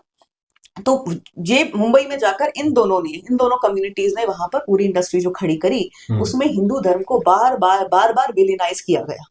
गंगा की सौगंध 1978 में एक फिल्म आई थी, वजाहत मिर्जा ने उसके डायलॉग्स वगैरह लिखे थे, शायद प्रोड्यूस भी की थी। उस फिल्म का थीम पता क्या है? उस फिल्म में एक है पंडित, एक है बनिया, और एक है राजपूत। तो राजपूत ठाकुर नाम दे दिया, बनिए को लाला बोल दिया, और पंडित। ये तीनों मिलकर एक शेड्यूल्ड कास्ट का जो आदमी है, जिसको प्राण ने प्ले किया था, बाय द वे प्राण भी पाकिस्तान से आया था इंडिया में, है ना? अच्छा। हाँ, तो प्राण को कल्लू नाम दिया, वो शेड्यूल्ड कास्ट का है। ये तीनों कास्ट मिलकर कल्लू को बहुत परेशान करती है, उसको मरने पे मजबूर कर देती है। हाँ, और उनका एक ही आदमी है जो कल्लू के परिवार के संग अच्छा बिहेव करता है, वो है रहमत चाचा। हाँ। ये वजाहत मिर्जा की फिल्म थी, और इसमें काम किसने किया? अमिताभ बच्चन ने। इसमें काम किसने किया? प्राण ने, जो खुद पाकिस्तान से आया था। हाँ, और फिर वो ये फिल्म बना के वो पाकिस्तान चला गया। आपको पता, बाद में पाकिस्तान शिफ्ट हो गया। अच्छा। तो ये और मदर इंडिया भी एक फिल्म थी। वो ऐसे ही इसमें बनाई थी, महबूब खान ने बनाई थी। महबूब खान भी वहां चला गया बाद में पाकिस्तान। उस फिल्म में और वो मदर इंडिया उस नॉवल पर बेस्ड थी जिसका बाबा साहब अंबेडकर ने भी उसका विरोध किया था कि ये प्रोपोगेंडा नॉवल लिखा गया है भारत के अगेंस्ट। अच्छा। वो सारा यही था। वो दरअसल ब्रिटिश में तो देखिए बहुत सारे लोग जो लिखते थे वो कन्वर्जन इनेबल करने के लिए ही अपनी कहानी एट्रोसिटी लिटरेचर तैयार किया करते थे इंडिया के अनुसार, अगेंस्ट हिंदुओं के अगेंस्ट। सो उसी फ्लो में लिखी गई थी मदर इंडिया, जो कि एक तरीके से मतलब यही उसके स्टोरी थी कि कैसे महिलाओं की मतलब कोई स्थिति है ही नहीं हिंदू धर्म में। और जैसी और मदर इंडिया अगर आप देखें और पाकिस्तानी फिल्में देखी हैं आपने नीलेश जी? पाकिस्तान की जो फिल्में हैं और यहाँ के भारत की बहुत सारी फिल्मों में कोई फर्क ही नहीं नजर आता। वहां जो वहां का इस्लामिस्ट नैरेटिव है वही यहाँ का भी नैरेटिव है फिल्मों में। अच्छा। पाकिस्तान की फिल्में ऐसी ऐसी हैं कि जैसे मान लीजिए कोई वहां पे शान शाहिद करके वहां का सुपरस्टार है पाकिस्तान का। अच्छा। उसका तो बहुत सारा काम सिर्फ इसी के ऊपर है और बहुत ही हेटफुल फिल्म्स हैं। उन फिल्मों में ऐसे ऐसे डायलॉग्स हैं। चलिए एक फिल्म के बारे में बताती हूँ, मूसा खान। मूसा खान में क्या है, एक मंदिर है और एक मस्जिद है। मंदिर एक तरीके से शैतान की जगह है जहां पर पंडित रहते हैं और उनके सांप लौटते हैं उनके आसपास, और हर काला काला सा रहता है वहां पे, सब कुछ बंजर टाइप का है। दूसरी जगह एक मस्जिद है, वहां पर हंस रहते हैं, पक्षी चहचहाते हैं। बहुत ही अजीब सी फिल्म बनाई है उसने, लेकिन शान शाहिद वहां का सुपरस्टार है। अच्छा। और बाद में उन दोनों की लड़ाई होती है और उसमें जो मुस्लिम पक्ष है मतलब वो काले काले कपड़े पहनकर बंदूकें लेकर उन सबको मार देते हैं। और एक जो हिंदुओं में मतलब सारे पंडित दिखाए इन्होंने, एक आदमी ये कहते हुए मरता है कि मेरे समाज ने मेरा साथ नहीं दिया, अच्छा। मेरे भगवान अगले जन्म में मुझे मुसलमान घर में पैदा करना। क्योंकि अरे वहां वाह। की फिल्में तो कन्वर्जन इनेबल करने के लिए बनती हैं, ठीक बराबर है। बराबर। अब ये ऐसी ऐसी फिल्में बनाते हैं पाकिस्तान में, वहां थोड़ा ज्यादा क्रूड तरीके से बनाते हैं, लेकिन लगभग यही नैरेटिव आप भारत में भी दिखाते हो, आप कन्वर्जन इनेबल करते हो। अगर इसलिए वो 786 का वो दीवार और क्या है, बस इतना है कि आपने वहां थोड़ा ज्यादा क्रूड तरीके से दिखाते हो, यहाँ नहीं। लेकिन आपको ये भी जानना चाहिए कि शान शाहिद को बॉलीवुड में ना सिर्फ इनवाइट किया है, उसको फिल्में भी ऑफर की हैं। शान शाहिद अच्छा। तो मुंबई में आया था। अच्छा। हाँ, और यहाँ पर आकर कंप्लेन भी कर रहा था कि मीडिया को ज्यादा पता नहीं मेरे काम में, मैं वहां का इतना बड़ा सुपरस्टार हूँ, मुझे इतना इंपॉर्टेंस नहीं मिला। हाँ, उसे मतलब इतना देखिए यहाँ के लोग इतने मूर्ख हैं कि वो एक्सपेक्ट भी कर रहा था कि ये सब बनाकर उसको बहुत ज्यादा वो भी मिलेगी, इंपॉर्टेंस भी मिलेगी। वो अलग बात है कि ठीक है लोग नहीं जानते होंगे, लेकिन that doesn't change the fact that he is a superstar इन पाकिस्तान। आमिर खान ने गजनी में उसको एक मेजर रोल ऑफर किया था। अच्छा। हाँ, वो किसी कारणवश उसने नहीं एक्सेप्ट किया। By the way James of Bollywood को उसने ब्लॉक किया हुआ है। अच्छा, तो ये तो अपना पुरस्कार है, उसने ब्लॉक किया बिल्कुल अपने को। पुरस्कार है, हाँ। लेकिन हाँ। इसका मतलब हम तो उसको हम इनको एक्सपोज करेंगे, और इतने जिनके जो पूरी इंडस्ट्री में इन लोगों के दोस्त हैं, अच्छा। ऐसे फिल्म मेकर्स के तो फ्रेंड्स हैं पूरी बॉलीवुड इंडस्ट्री में, वो इसे डिस्टेंस थोड़ी करते हैं। उसने हमको ब्लॉक करा, यहाँ के लोगों ने उसको क्यों नहीं ब्लॉक करके रखा हुआ। हम फेमिनाइन इस स्टोरी में ऐसी हिंदू महिलाएं जो एग्रेसिवली काम करती है उनको लाएंगे। स्वाति जी को देखकर मुझे वो बरखा दत्त की लाइन सुनाई देती थी। वो बरखा दत्त ऐसी बोलती थी कि राजनीति मत लाओ, खेल के बीच में राजनीति मत लाओ और कला के बीच में राजनीति मत लाओ। तो ये आपका जो हिंदू मुस्लिम जो मसला है वो कला के बीच में, आर्ट के बीच में मत लाओ। इसलिए पाकिस्तानी आर्टिस्ट को हम वेलकम करेंगे, पाकिस्तानी सिंगर को हम वेलकम करेंगे। और एज अ मतलब रिपोर्टर, एज अ उसको इतना बढ़ाई चढ़ाई करके उसको प्रोजेक्ट किया जाता था बरखा दत्त को। बरखा दत्त के ऊपर भी एक फिल्म बनी बॉलीवुड में। लेकिन हमारा प्रयास यही है हमारे चैनल का कि बरखा दत्त का इतना महिमा मंडन क्यों करना चाहिए। अपने पास तो स्वाति जी जैसी पत्रकारिता है, पत्रकार है, क्यों हम बरखा दत्त का महिमा मंडन करेंगे। क्यों स्वयं स्वाति जी अपनी जान हथेली पे लेकर ये सब हिंदुओं के लिए झगड़ रही है। ये जो अपना पूरा टैलेंट का इस्तेमाल करके कैसे बॉलीवुड अपने को गलत तरीके से पेश करता है हिंदुओं को, ये सब दिखा रही है। तो अपने को यही तो करना है कि जो जो भी हिंदू वीरांगनाएं हैं इनको समाज के सामने लाने का है। और आप जो बोल रहे एकदम सही बात, वो 90s के दशक में अपने को सुनाई देता था कि भारत पाकिस्तान का क्रिकेट सामना भी रहता था और टेररिस्ट अटैक होता था। तब कोई बोलता था कि अभी पाकिस्तान के साथ मैच मत खेलो, तो ये सब सेक्युलर, ये सब बरखा दत्त जैसे लोग आते थे और बोलते थे कि राजनीति को इसके बीच में मत लाओ करके। तो ये पूरा बॉलीवुड का एजेंडा आप बोली कि बॉलीवुड ने ये सब किया है, लेकिन मैं और थोड़ा आगे जाकर आपसे ये बोलता हूँ कि बॉलीवुड में ऐसा भी तो दिखाया है कि हिंसा छोड़ो, प्रेम करो, तो इसके खिलाफ भी हम क्यों प्रदर्शन करें? यानी मैं शुरुआती में भी मैंने बोला कि ये जो यश साहब है, यश साहब ने तो पूरे प्रेम के ऊपर ही फिल्में बनाई है, तो इसके खिलाफ क्यों हम प्रदर्शन करें या इसका क्यों हम बायकॉट करें? देखिए, पहले तो नेट जो बॉलीवुड का प्रभाव, मैं उसको बहुत नेगेटिव मानती हूँ। हाँ। आपको सबसे पहले नेट देखना पड़ेगा कि उसका प्रभाव पॉजिटिव है कि नेगेटिव। हाँ। अगर आप समाज पर जो एक बहुत पागल है इस इंडस्ट्री के पीछे, उसका अगर आप चरित्र देखें तो क्या आपको बहुत अच्छा आदमी मिलेगा? सच्चाई ये है कि जब फिल्में आज से, अगर मैं और 30-40 साल पहले की बात करूं, जो हम सुनते हैं, मेरी मम्मा भी बताती हैं, तब तो सबको पता था कि जो ज्यादा फिल्में वगैरह देखता है उससे शादी भी नहीं करते थे परिवार वाले, कि वो ऐसा आवारा टाइप का लड़का होगा। अभी क्या है, इतने सालों में पैसा डाल डालकर मैगजीन्स वगैरह फिल्मों में आई, जिन्होंने इनको स्टार्स बोलना शुरू कर दिया, सितारा बोलना शुरू कर दिया, और माया नगरी मुंबई को बोलना वगैरह शुरू कर दिया, तो वहां से इनको नॉर्मलाइज करने का काम शुरू हुआ। ऐसा नहीं है कि शुरू में कोई ये सेलिब्रिटी मतलब ये इस तरीके से आते ही थे। इनफैक्ट बहुत सारे जो इसमें एक्टर्स वगैरह काम करने शुरू में आते थे, वो एक्चुअली कोठों से आते थे, उसी अच्छा। बैकग्राउंड से आते थे। अच्छा। जी। और पाकिस्तान की हीरा मंडी के ही तो कितने सारे लोग थे जो बाद में वहां की फिल्म इंडस्ट्री ज्वाइन किया था। अच्छा। क्योंकि कितने सभ्य परिवार के लोग ऐसे काम करेंगे कि स्क्रीन पर आकर हाथ में हाथ पकड़कर, शुरू में तो उतना ही मतलब आउटरेजियस था ना, ऐसा तो कोई पब्लिक डिस्प्ले तो नहीं रहा है, इसका तो कोई इतिहास नहीं रहा है। बराबर। तो इस तरीके से ये इसका बैकग्राउंड है। हॉलीवुड में भी अगर देखें तो वहां पर भी ऐसा ही रहा है कि बहुत सारे ऐसे ही बैकग्राउंड से वहां पर शुरू में एक्टर्स आते थे, और उनके अंदर जिस तरीके के, आज अब तो लोग अकाउंट अपने रिवील भी करते हैं, तो उनके संग जिस तरीके का शोषण वहां होता था, तो वो पूरी इंडस्ट्री एक तरीके से बहुत ही लस्ट से भरी हुई, एक डिप्रेव्ड टाइप की इंडस्ट्री, ऐसे ही इसकी शुरुआत हुई है।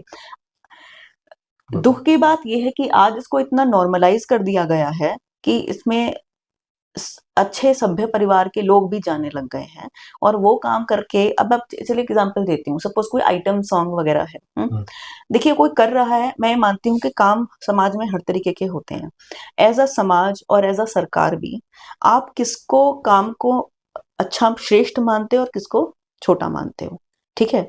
अब इसमें छोटा उसका तो क्या हो गया है कि एंटरटेनर्स, और एंटरटेनर्स भी वो एंटरटेनर्स जिसमें चीप एंटरटेनमेंट, उसमें हमारे समाज को सबसे ऊपर खड़ा कर दिया है।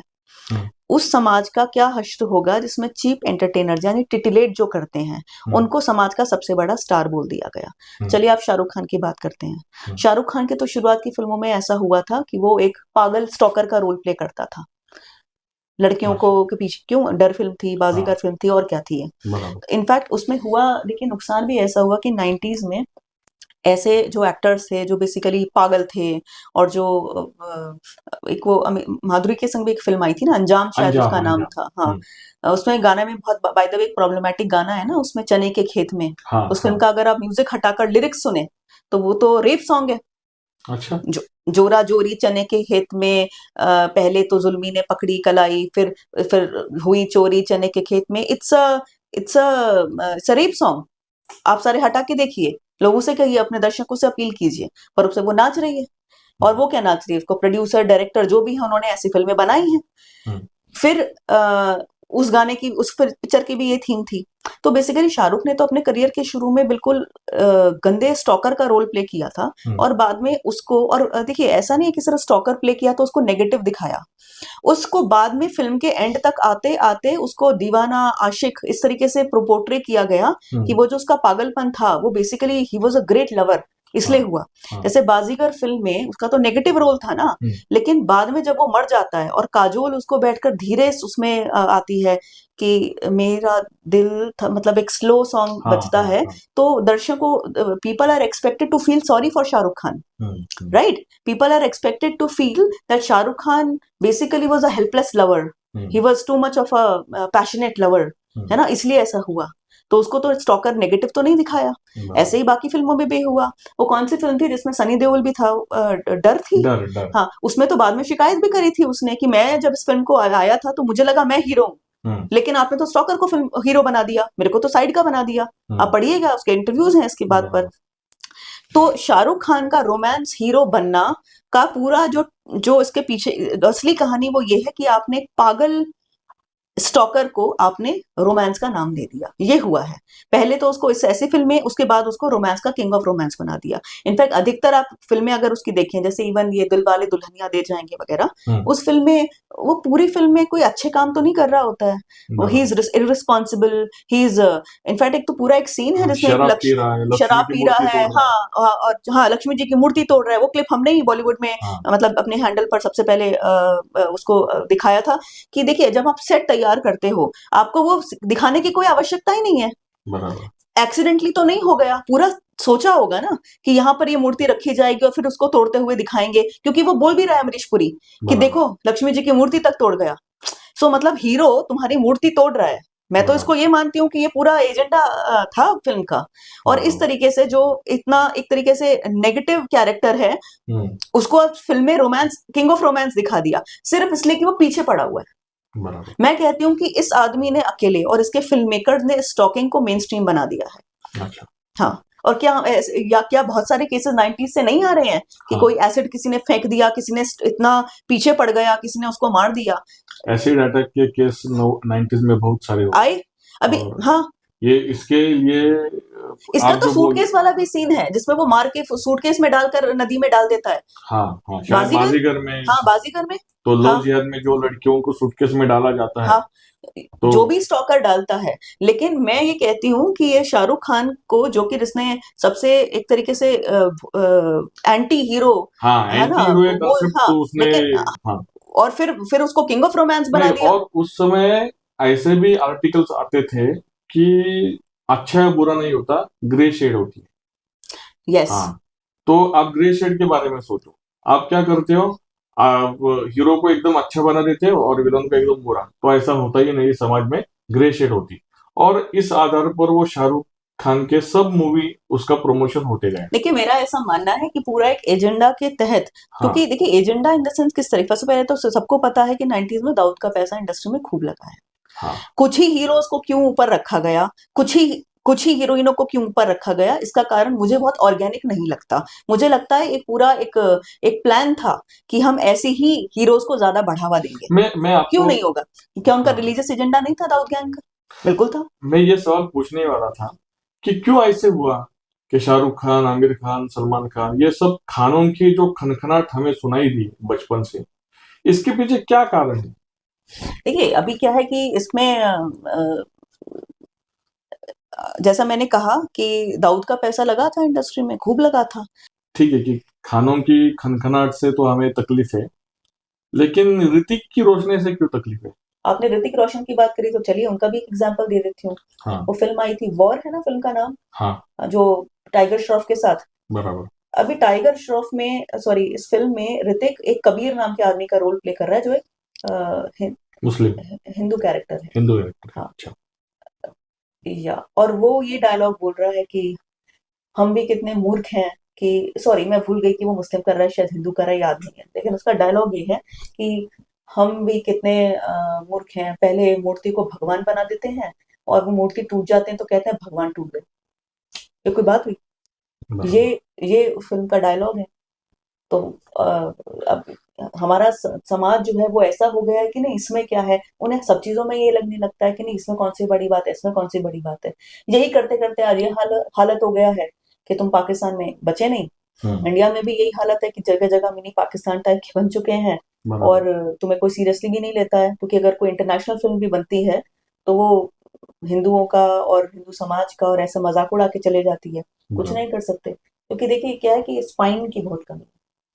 आपको क्या मैं एक और एग्जांपल दे सकती हूँ? हाँ? एक फिल्म है Lion, Australian film. Lion film 2016 में आई थी और 2017 में ऑस्ट्रेलिया में रिलीज हुई थी। ऑस्कर नॉमिनेटेड फिल्म है। सारे किरदार उसके इंडियन है क्योंकि वो इंडियन कहानी के ऊपर बेस्ड है। स्टोरी ये है, असली कहानी, कि एक 5 साल का बच्चा यहाँ पर मध्य प्रदेश, खांडवा का बच्चा गलती से परिवार से सेपरेट हो जाता है। वो एक अच्छा। गलत ट्रेन में बैठ गया और ट्रेन में बैठकर वो कैलकाटा आ गया। अब क्योंकि वो 5 साल का है तो बता नहीं सकता किसी को कि मैं खंडवा से आया हूँ। फिर वो ऑर्फनेज में गया और फिर वहां से उसे एक ऑस्ट्रेलियन कपल ने अडॉप्ट किया, वो ऑस्ट्रेलिया चला गया। अच्छा। 25 साल बाद गूगल अर्थ की मदद से वो अपना परिवार से वापस मिलता है। असली कहानी ये है कि सरू जो लड़के का नाम है, उसकी माँ हिंदू है, पिता मुसलमान। शादी करते ही आदमी उस महिला को कन्वर्ट तो कराता है, बच्चों का खतना भी कराता है, अच्छा। लेकिन छोड़ देता है। इतना कि वो दूसरी बीवी भी ले आता है निकाह करके, पहली बीवी को घर से निकालने की भी कोशिश करता है, फिर वो अलग जाके रहती है। ये असली कहानी है। अच्छा। हाँ, और बाद में वो जो पहली वाइफ है वो इतनी परेशान हो जाती है कि वो कंस्ट्रक्शन लेबर का काम करती है, पत्थर उठाने का, पत्थर तोड़ने का। अच्छा। हाँ, ये उसकी असली कहानी है। इस फिल्म को जब ऑस्ट्रेलियन फिल्म मेकर्स ने बनाया तो उन्होंने ये वाला पार्ट पूरा हटा दिया। अच्छा। उसको यही दिखाया कि वो एक मुस्लिम परिवार का ही है लड़का। अच्छा। हाँ, और इसमें इनफैक्ट इतना किया कि एक कैरेक्टर इंट्रोड्यूस कर दिया जो पीडोफाइल है, जो उस 5 साल के बच्चे का मतलब उसके संग गलत काम करने की कोशिश करता है। और उस कैरेक्टर का नाम क्या है? राम। और उस कैरेक्टर को प्ले किसने किया है? नवाजुद्दीन सिद्दीकी ने। नवाजुद्दीन सिद्दीकी जैसा एक्टर भी क्या यही काम वो मोहम्मद के नाम से कर लेता? बताइए। बराबर। राम के नाम से उसने कर लिया उसे। और सोर्स सोर्स तो बहुत छोटी सी पतली सी किताब है, पढ़ी होगी इन सब ने भी। उसमें तो ऐसा कोई कैरेक्टर था ही नहीं। तुमने कैरेक्टर ना सिर्फ इंट्रोड्यूस किया, तुमने जबरदस्ती उसको राम नाम भी दिया। इनफैक्ट एक डायलॉग और ऐड कर दिया कि हाँ मैं राम हूँ, भगवान नहीं हूँ। यानी तुमने अपनी पूरी ऑडियंस को ये भी क्लियर कर दिया कि ये वही भगवान राम के नाम पर ही, मतलब चल हिंदुओं के रहा है सब। भगवान है राम। हाँ। हाँ, तो ये काम अभी हमने जब से बॉलीवुड ने कंप्लेंट डाली है MIB में कि इस फिल्म को हटाओ। हमने पास्ट में भी बहुत सारी फिल्में हटवाई हैं अच्छा। ऐसे करके, लेकिन ये मतलब आपको कोई सीरियसली नहीं ले रहा है ना, तभी तो आपके सोर्स में एक असली कहानी में आपने इतना सब कुछ खिलवाड़ कर दिया। क्योंकि हाँ। इंटरनेशनल नैरेटिव के अनुसार लव जिहाद तो होता ही नहीं है। और बराबर। हाँ, इनफैक्ट जो काफी ग्लोबल मीडिया है, अगर वो पाकिस्तान में भी कन्वर्जन लड़कियों का जो होता है, हिंदू लड़कियों का, जब वो कवर करते हैं तब वो ये ऐड कर देते हैं कि वहां पर हिंदू गरीब होते हैं, इसलिए अपनी गरीबी से बचने के लिए भी बहुत लोग कन्वर्ट कर देती हैं लड़कियां। ये न्यूयॉर्क टाइम्स की रिपोर्ट है, गार्जियन ने भी ये लिखा हुआ है। आप अच्छा। पढ़ेंगे तो आपको रिपोर्ट मिल जाएगी। मतलब वो कहीं ना कहीं कम्युनलिज्म व्हाइट वॉश करने की प्रयास करते हैं और उसको फिर सोशल रियलिटी जो होती है ना, उसमें ये ऐड कर देते हैं कि दरअसल जो हिंदू समाज है वहां वो ज्यादातर दलित समाज है, तो वो हिंदू वर्ण सिस्टम का सताया हुआ है। हाँ। और अपनी कंडीशन इंप्रूव करने के लिए भी बहुत सारी लड़कियां वहां लड़कों से शादी निकाह कर लेती हैं। ये रिपोर्ट्स में आपको मिल जाता है वहां पर। तो इंटरनेशनल नैरेटिव यही है बराबर। कि वो लव जिहाद जैसे रियलिटीज को तो करते हैं व्हाइट वॉश, और ऐसे से नाम इंट्रोड्यूस करके आपको विलेनाइज करने की कोशिश करते हैं कि दरअसल हिंदू सोसाइटी पर्वर्ट्स की सोसाइटी है और पीडोफाइल्स बहुत है यहाँ पर। अच्छा। और साथ साथ फिल्मों के द्वारा उसको प्रमोट भी करते हैं। आप क्रिएट भी तो कर रहे हो ना। बराबर। जब इतनी सारी फिल्में ऐसे बनाते हो कि 16 साल की लड़की के ऊपर आप इतने सेक्सुअल गाने बनाते हो, तो क्या आप पीडोफाइल क्रिएट नहीं कर रहे हो? तो दोनों काम साथ साथ हो रहे हैं। एक तो दुष्प्रचार और दूसरा आप उसको आप क्रिएट भी कर रहे हो, जिससे कि कल आपका जो दुष्प्रचार है वो असली लगे। बराबर। ये कितना बहुत आपने रिसर्च किया है ये सब कि बॉलीवुड का कैसे असर होता है, और आपने जो बोला कि कैसे इकोसिस्टम काम करती है, चाहे खान हो या रोशन, ये सब ये इकोसिस्टम के पार्ट बन चुके हैं। जैसा आपने वो ऋतिक रोशन के मूवी का वो डायलॉग बताया कि हम पत्थर को ही पूजते हैं और वो मूर्ति टूटती है तो फिर बोलते भगवान ये हो गए। उसी ग्राउंड पे मुझे एक पुराना गाना याद आ गया कि कैसे वो गाना है जो हिंदुओं को मिसलीड करता है कि पत्थर के सनम तुझे हमने मोहब्बत का खुदा जाना, बड़ी भूल हुई, हाँ, ये क्या सोचा ये क्या जाना। ये भी लाइन इंपॉर्टेंट है कि बड़ी भूल हो गई। बराबर। तो मतलब जो भी बेवफा है वो पत्थर की है, मतलब पत्थर के भगवान जो है वो बेवफा है, वो आपकी बात कभी सुनेंगे नहीं, तो उनको छोड़ अच्छा, दो। इनको अगर ये भी माना जाए कि चलो इनको ऐसा लगता है कि ये तो सुपरस्टिशन है, पत्थर को भगवान क्यों माना जाए। हाँ। पहली बात तो देखिए ये है कि हिंदू समाज में मूर्ति की पूजा होती है, लेकिन ऐसा नहीं होता कि मूर्ति अगर खंडित भी हो जाती है, उसको अपने परिवार वाले लोग उसको मतलब पानी में बहाकर दूसरी भी ले आते हैं। इसका मतलब जो उनकी आस्था है वो भगवान से है। बराबर हाँ, बराबर। ऐसा तो नहीं है कि उसके उस जैसे जो उसका ऋतिक का डायलॉग है कि भगवान टूट, कहते हैं भगवान टूट गया। आपने कभी सुना है अपने आसपास कि किसी की मूर्ति खंडित हो गई तो कहते हैं भगवान टूट गया? सुना है नहीं, कभी? कभी नहीं कोई सुना। नहीं बोलता ना। मंदिर में भी किसी कारणवश होता तो दूसरी आके लगा देते हैं ना। इसका बराबर मतलब आस्था तो ईश्वर से ही है ना, आस्था तो भगवान राम से है ना। अगर बराबर मूर्ति से ही होती तो एक राम भक्त उस मूर्ति को छोड़कर किसी और मूर्ति को तो नहीं पूजता ना। बराबर। तो ये तो खैर बेकार का नैरेटिव है। आस्था ईश्वर से ही है। इनफैक्ट अगर आप देखें तो हिंदुइज्म का कोर तो ईश्वर है, बराबर जो वेदों का भी है। अब आप किस रूप में, आप कैसी उसको आप पूजो, जो भी आपका शौक हो, जो भी आपको अच्छा लगे, वो एक अलग चीज है। बराबर। इनफैक्ट इस पूरे इकोसिस्टम ने मूर्ति के खिलाफ जितना दुष्प्रचार किया, वो दरगाहों के खिलाफ तो नहीं किया। क्या? हाँ, दरगाह में तो आप लिटरली लाश पूज रहे हो, स्केलेटन्स को पूज रहे हो, बराबर।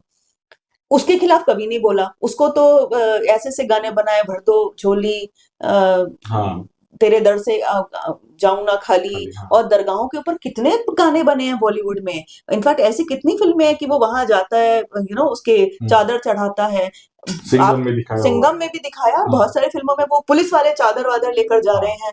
तो ये यहाँ भी इसका तो बहुत प्रचार हुआ है। बराबर। एक कौन सी फिल्म थी, उसमें रेखा है और अमिताभ बच्चन है, उसमें पूरा हिंदू गांव है, हाँ, और हिंदू गांव चादर वादर चढ़ाता है एक दरगाह पे, पूरा वही उसका मतलब मेन पूजा उनकी वही है। अच्छा, हाँ, तो ये सब शायद नटवर लाल, मुझे याद नहीं आ रहा। हाँ। हाँ, ऐसी कोई फिल्म है तो मतलब शिव का वर्जन और शव का अर्चन, ये जो है, या ये क्या बोला, फिर से बोलिए, अच्छा लगा। शिव का वर्जन और शव का अर्चन, बिल्कुल।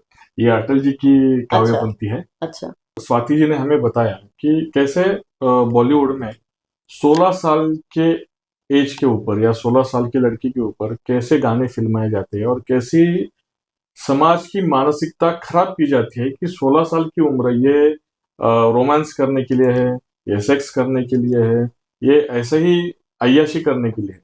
बल्कि हमारी जो विरासत है, जैसे 16 साल की उम्र में संत ज्ञानेश्वर ने ज्ञानेश्वरी लिखकर पूरे विश्व का मार्गदर्शन किया। भगवत गीता का मराठी अनुवाद संत ज्ञानेश्वर जी ने किया। छत्रपति शिवाजी महाराज ने 16 साल की आयु में हिंदवी स्वराज्य का संकल्प लिया, और जो पहला दुर्ग शिवाजी महाराज ने जीता, उस समय उनकी उम्र 16 साल की थी, तोरणा किला।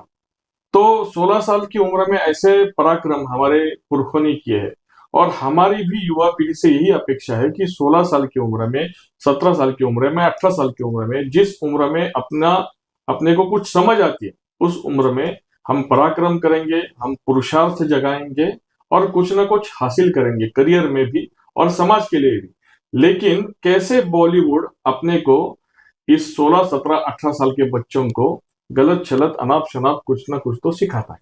और इस सब चर्चा के ऊपर आपका अध्ययन, आपका रिसर्च, ये हिंदू समाज के लिए बहुत ही ज्यादा जरूरी है। हिंदू समाज को बहुत ही अवेयर कर रहे हैं आप ये जेम्स ऑफ बॉलीवुड के द्वारा। अभी आगे जो आप दूसरे ट्रस्ट के द्वारा जो आपका काम चलता है, राष्ट्र एक ज्योति के मिनट, द्वारा। क्या एक बात कह सकती हूँ? हाँ, आपने जैसे हालांकि हिंदू समाज की बात करी, लेकिन ये सब समाज की ही लड़कियों के लिए बात है, हाँ, बच्चियों के लिए। बच्चियां सबकी सब हमारी बच्चियां ही हैं। बराबर। जैसे अभी एक कोर्ट में, सुप्रीम कोर्ट में एक किसी केस में, नुपुर सक्सेना वर्सेस स्टेट, उसके केस में इंदिरा जयसिंह एक बड़ी सीनियर एडवोकेट हैं, उनके द्वारा ये कोर्ट को बताया गया कि जैसे 18 साल की भी लीगल एज है ना मैरिज की लड़कियों की, आप 18 साल तो मैरिज एज रखो, लेकिन उनको सेक्सुअल पार्टनर चूज करने की आजादी 16 साल कर दो। यानी, और वो ये कहकर कि आजकल बच्चे जल्दी रोमांस करने लग जाते हैं, ये कहकर कि 16 साल की लड़की के संग अगर कोई कुछ करता है तो उसे जेल ना भेजा जाए। यही हुआ ना इसका मतलब। अभी क्या है, ये सब समाज के सब लड़कियों के लिए ये एक प्रॉब्लम रहेगा, और हम इसके खिलाफ, हमने एक पहले तो राउंड टेबल किया दिल्ली में, एक रिपोर्ट रिलीज करी, उसकी 1000 कॉपीज छपवा कर अब हम जगह जगह पूरे देश में ऑफिस में भिजवा रहे हैं। अच्छा, और इसको इंट्रूजन ऑफ सिविलाइजेशन का हमने नाम दिया है। अच्छा, और हमने इंटरवेंशन पिटीशन भी डाल दिया है सुप्रीम कोर्ट में इसी केस में कि ये नहीं होना चाहिए।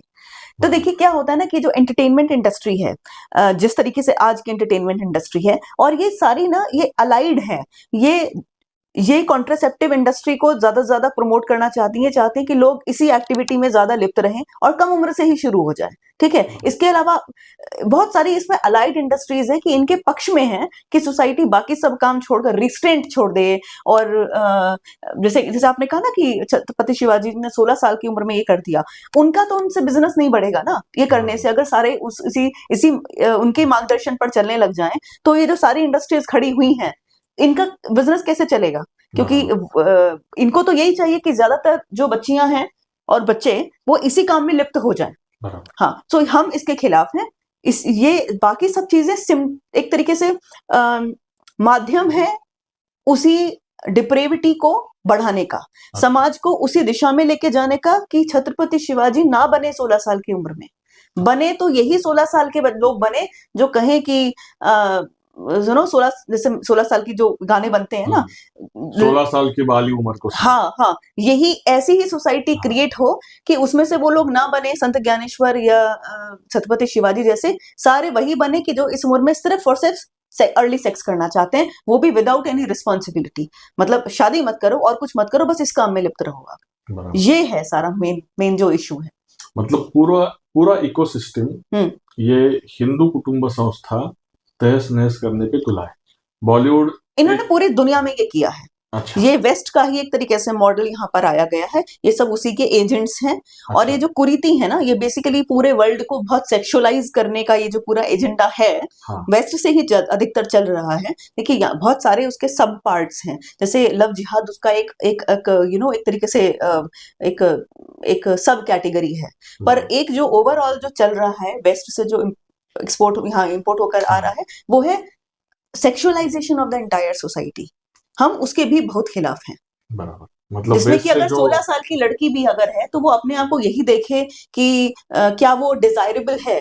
अगर लड़का किसी लड़की के बारे में बात करे तो ये कहे कि ये हॉट है और ये नहीं है। ये देखिए कितना गंदा ये एक तरीके से पूरा कॉन्सेप्ट है कि आप लोगों को उनके हॉटनेस लेवल क्या होता है। Basically you are judging people on their potential, on whether they are potential sexual partners, right. अब उसमें क्या है, हर उम्र के लोग हो गए हैं। अभी कोई अगर लड़का भी है और वो हॉटनेस लेवल पर लड़कियों को जज कर रहा है और वो शुरू हो जाता है 15-16 लड़कियों को जज करने में, और वो वहां चलता रहता है आजकल 50 की उम्र तक। तो पूरे इस उम्र में वो हॉटनेस लेवल पे जब वो जज कर रहा है, वो बेसिकली ये देख रहा है कि कौन पोटेंशियल सेक्सुअल पार्टनर है। तो ऐसे वाले समाज में जहां लड़के ऐसी ही सोच रखेंगे तो वो क्या किसी को बेटी मानेंगे क्या? वो किसी के प्रति रिस्पॉन्सिबल रहेंगे क्या? आप ही बताइए। तो हर किसी लड़की में, हर किसी महिला में आपको यही क्यों देखना है कि वो आपके पोटेंशियल पार्टनर है कि नहीं? महिलाएं तो देखिए, महिलाओं का जो मानसिकता है वो तो विक्टिम है इस वाले माइंडसेट की, जो पुश किया जा रहा है। बराबर। आप समझ रहे हैं? क्योंकि देखिए जो अगर सोसाइटी में जज ही ऐसे किया जा रहा है कि आप कितने हॉट हैं, तो फिर लड़कियों को एक प्रेशर फील होता है, तो उनको भी ये लगता है कि हम उसी पैरामीटर पे हम आगे बढ़े। हाँ, आगे बढ़े पे हम काम करेंगे। हम सारा दोष लड़कियों को नहीं दे सकते, हम महिलाओं को सारा दोष नहीं दे सकते। आप पूरे सोसाइटी जो कि obviously men have been behind these industries, उन्होंने पूरा इस तरीके से क्रिएट किया हुआ है कि हर कोई अभी पोटेंशियल सेक्सुअल पार्टनर ही बने, उसी के ऊपर वो आगे होने की कोशिश करे। छत्रपति शिवाजी जैसे लोग ना बने, ये इस तरह पूरा समाज चला गया। मतलब किसी लड़की को अगर टॉन्ट किया जाए कि कितनी हॉट है जी, तो वो लड़की को गुस्सा नहीं आना चाहिए, वो लड़की को प्राउड फील होना चाहिए। ऐसी मानसिकता, ऐसी सोसाइटी क्रिएट की जा रही है। और ये भी क्रिएट की जा रही है कि आपकी उम्र कोई भी हो, अगर कोई 16 साल 17 साल की लड़की आपके सामने आती है तो आपको उसके प्रति एक बालिका की एक बच्चे की भावना तो खत्म ही हो जाए। जल्दी से जल्दी आप उसमें ये पीडोफिलिया, जल्दी से जल्दी आप ये देखना शुरू कर दो कि वो तैयार है दूसरे काम के लिए कि नहीं। बराबर। हाँ। और अगर कोई लड़की किसी लड़की को ये सुनाई नहीं देगा तो उसके मन में तो स्वयं के प्रति बहुत ही घृणा का नफरत पैदा होगी कि मैं हॉट नहीं हूँ। हाँ। और फिर वो भी वैसे ही कपड़े इस्तेमाल करेगी, वैसे ही चाल चलन रखेगी। हाँ। और पूरा सोसाइटी इस ऐसे ही गलत दिशा में जाए। क्या रील्स बना रहे थे और क्या दिखाते हैं। देखिए ग्लोबल बिग टेक ने इसको इंसेंटिवाइज कर दिया, पैसा देना शुरू कर दिया। जो समाज सबसे पहले तो पैसे को आप इतना पूजने लग गए कि वो किसी भी तरीके से आए आपको वो स्वीकार है। हाँ, जैसे सबसे घिनौना प्रोफेशन अगर किसी भी सोसाइटी में हो सकता है वो देह व्यापार ही है, जिसमें लड़के भी लिप्त रहते हैं ना। लड़के भी तो पिंप होते हैं ना, तो ऐसा तो नहीं कि सिर्फ लड़कियां ही प्रोस्टिट्यूट होती हैं, लड़के भी उस इंडस्ट्री में शुरू से ही रहे हैं एज पिम्प्स। सो मैं ये कह रही हूँ कि जिस सोसाइटी में अब कैसे भी करके बस पैसा आना चाहिए, तो इन जो रील्स बनाकर ये जो लोग सेलिब्रिटीज बन गए हैं, ये क्या है, ये बेसिकली आपको रेवेन्यू आ रहा है उससे, और परिवार वाले भी खुश हैं। तो वो क्यों खुश हैं? क्योंकि पूरी सोसाइटी में सिर्फ पैसे की पूजा हो रही है। हाँ। आपके पास बड़ी गाड़ी है, आपके घर में आपका बड़ा स्वांकी सा पॉश सा घर है, आप फॉरेन ट्रैवल कर रहे हैं, तो आप सोसाइटी में आप ऊंचे हैं। लेकिन अगर आप सब कुछ छोड़कर हमारे सोसाइटी में, हिंदू सोसाइटी में वेद का पाठन और समझाने वाले को ट्रेडिशनली सबसे ऊपर रखा गया है, वो तो आज की डेट में कुछ है ही नहीं। लेकिन आपके ये जो बिल्कुल फूहड़ता ये फैलाने वाले, ये आपके सेलिब्रिटीज बन गए हैं। ऐसे ऐसे लोग हैं जो लड़की भी लड़कियां भी ये सब कर करके उनको सरकारें भी अवार्ड दे रही हैं। भारत सरकार भी इस चीज की दोषी रही है कि उनको इन्फ्लुएंसर अवार्ड के नाम पर कुछ ऐसा दे दो, और कॉर्पोरेट्स उनको बहुत नॉर्मलाइज कर रहे हैं, उनको पार्टीज में बुलाने लग गए हैं, उनको जैसे इन्फ्लुएंसर अवार्ड भी देने लग गए हैं, उनको परफॉर्म करने के लिए बुलाने लग गए हैं। हाँ, सारी प्रॉब्लम देखिए, सब कुछ करते हुए ये है कि सोसाइटी जिसको आइकॉन मानेगी लोग उसको फॉलो करेंगे, राइट। तो हमारी जो लड़ाई है वो बॉलीवुड एक हमारा एक फ्रंट है, ठीक है, फिर हमारा इसी तरीके से लव जिहाद एक फ्रंट है, वो सारे हमारे फ्रंट्स हैं। लेकिन जो बहुत बड़ी जो हमारी मिशन है, मुहिम है, वो जो हमारा यज्ञ है, वो इसी बात का है कि सोसाइटी किसको तो आइकॉन्स मान रही है और किसको सोसाइटी कुछ भी नहीं मान रही है। जैसे मैंने कहा कि बस कोई संस्कृत पढ़ रहा है, कोई वेद का अध्ययन कर रहा है या सिखा रहा है, उसका प्रचार कर रहा है, उसको तो आप कुछ भी नहीं मान रहे, जो कि ट्रेडिशनली आप मानते। लेकिन आप इस तरीके की फूहड़ता फैलाने वाले को आप सबसे बड़ा इन्फ्लुएंसर और सबसे बड़ा सेलिब्रिटी मान रहे हो। और बॉलीवुड के संग भी हमारी लड़ाई यही है कि इस इंडस्ट्री मान ली थी, एंटरटेनमेंट इंडस्ट्री थी, कुछ लोग इसको देख रहे थे, लेकिन ये पूरे इंडिया के सबसे बड़े सितारे कैसे बन गए, ये सबसे बड़े आपके वो इन्फ्लुएंसर कैसे इंडिया के रिप्रेजेंटेटिव कैसे बन गए। और अगर भारत का रिप्रेजेंटेटिव आज की डेट में इन्हीं इंडस्ट्री से आ रहा है, तो आप छत्रपति शिवाजी कैसे बनाओगे? तो ट्रिकल टॉप टू बॉटम होगा। लेकिन इसी के खिलाफ आपने एक और आपको जीत भी हासिल होगी, उसके बारे में थोड़ा उजागर करेंगे, अच्छा रहेगा। आपने जो ये ओटीटी प्लेटफॉर्म के द्वारा जो परोसा जाता है सब गंदगी, उसके खिलाफ आपने याचिका दायर की थी शायद, और उसके खिलाफ आपने आवाज उठाया था, तो वो क्या माजरा था और वो आपको उसमें क्या कोर्ट से क्या ऑर्डर पास हुआ, उसके बारे में थोड़ा जी Nilesh ji, thank you for asking me this, क्योंकि हमें भी अपना ये बताने का लोगों को मौका नहीं मिलता है। हमने डिप्रेव्ड कंटेंट के खिलाफ 2020 सितंबर में हमने ये हैंडल स्टार्ट किया था। हमने ऑब्वियसली तब बॉलीवुड पे अधिक फोकस किया, फिर 1-2 साल के अंदर अंदर हम ओटीटीज को भी हमने उसके क्लिप्स वगैरह दिखाने शुरू कर दिए। अवेयरनेस का काम तो तभी स्टार्ट हो गया था। फिर एक संस्था है सेव कल्चर सेव भारत, जो श्री उदय महुरकर जी चलाते हैं, और वो x RTI commissioner, x CIC हैं, सेंट्रल इंफॉर्मेशन कमिश्नर वो, और बहुत मतलब एक सीनियर जर्नलिस्ट रहे हैं वो, और जेम्स ऑफ बॉलीवुड और 1-2 संगठन, और हमने मिलाकर इसमें बहुत सारे काम करे। सबसे पहले तो हमने इसमें क्लिप्स के थ्रू अवेयरनेस करना शुरू किया। उनमें से एक क्लिप जो सबसे ज्यादा जिसका प्रभाव हम मानते हैं पड़ा है, वो ऑल्ट बालाजी, यानी एकता कपूर के ऑल्ट बालाजी के ही एक वेब सीरीज XXX का एक सीन है, 6 मिनट का सीन है। उस सीन ही ये है कि एक आदमी, उसकी सास, उसकी भाभी और उसकी बहन, वो उसको हॉट मानते हैं और उसको फैंटेसाइज कर रहे हैं, सेक्सुअल फैंटेसी। और क्योंकि वो ड्रीम सीक्वेंस है तो उन्होंने तो पूरा दिखा दिया, ये दिखाकर कि ये ड्रीम है, लेकिन आपने पूरा शो भी किया और आपने इतना एक तरीके से परवर्टेड जो सीन है उसमें रिटेन किया। फिर वो हमने सबसे पहले अवेयरनेस की, फिर एक प्रेस कॉन्फ्रेंस हमने इस बात पर किया कि हमने कंप्लेंट की है इस शो के खिलाफ। हमने ये क्लिप दिखाया प्रेस कॉन्फ्रेंस में, 30 सेकंड के अंदर अंदर हमको सारे जर्नलिस्ट ने कहा कि ये हटाओ, ये क्या चला दिया। जो आप सारे अडल्ट्स बैठकर नहीं देख पा रहे हो, उसको आप अडल्ट कंटेंट के नाम पर आप शो में उसमें दिखा रहे हो, बस सिर्फ इसलिए कि जी अडल्ट कंटेंट है, हमने सर्टिफिकेट ले लिया, वो कुछ भी दिखाओगे। और वो जो ओटीटी हैं वो पासवर्ड प्रोटेक्टेड ऐसा कुछ नहीं होता है, अगर आपके पास है तो कोई भी बच्चा कैसे भी एक्सेस करके देख सकता है। और बहुत सारे ऐसे OTT प्लेटफॉर्म्स तो आपके मोबाइल प्लान के साथ ही आपको मिल जाते हैं। ऑल्ट बालाजी, बालाजी भगवान बालाजी के नाम पर बना हुआ है। इस पे ऐसे प्लेटफॉर्म्स पे आप ये दिखा रहे हो, और ये जो पूरा सीन है ना, ये एक पूजा की सेटिंग है, जैसे एक हिंदू घर है उसमें पूजा के चीज दिखाई दे रही हैं, उस तरीके की सेटिंग करके दिखाया हुआ है। ये सिर्फ एक क्लिप था, बहुत सारे थे। फिर हमने बहुत सारे एक्चुअली काम किए हैं। एक उसमें जो लेटेस्ट काम था वो था, हमने सुप्रीम कोर्ट में पिटिशन डाला था कि आप इन शोज को, आप इन OTTs को बैन किया जाए। इसमें ये हो रहा है। सुप्रीम कोर्ट ने ऑर्डर इशू किया था सेंटर को, और ये सारे प्लेटफॉर्म जिनकी हमने बात की थी, और इसके बीच में हमारा पीछे का भी काम काफी है। उदय जी ने पर्सनली इतने सारे नेताओं से और इतने सारे गुरुओं से मिलकर उनको ये दिखाकर ये पूछा कि भाई आप इसके खिलाफ काम क्यों नहीं कर रहे हो, आप कीजिए और इसको बंद करवाइए। हमने पर्दे के पीछे भी बहुत इसमें काम किया। अच्छा। इवेंचुअली अचानक से सेंटर का एक ऑर्डर आया कि ये 25 OTT इंक्लूडिंग ऑल्ट बालाजी, जिसका नाम अभी ऑल्ट टी है, वो अच्छा। बैन हो गया। ग्रेट। हाँ, तो और उन्होंने उसमें लिखा हुआ है बैंड फॉर पोर्नोग्राफिक कंटेंट। इसका मतलब ये है कि ऑफिशियल ऑर्डर में इसको आपने पोर्नोग्राफी का नाम दिया है। इसका मतलब एकता कपूर पॉर्न मेकर है। इसका मतलब उल्लू ऐप का जो मेकर है विभू अग्रवाल, वो पॉर्न मेकर है। तो हमने इसके हमारी विक्ट्री के बार बार ये भी प्रचार किया है, और हम लोगों तक पहुंचाना चाहते हैं कि इनको आप एंटरटेनमेंट मेकर्स मत बोलिए, क्योंकि ये टाइटल तो ये खुद को देना चाहते हैं कि they are film makers, they are making entertainment. No, they are making porn, they are making perverted content.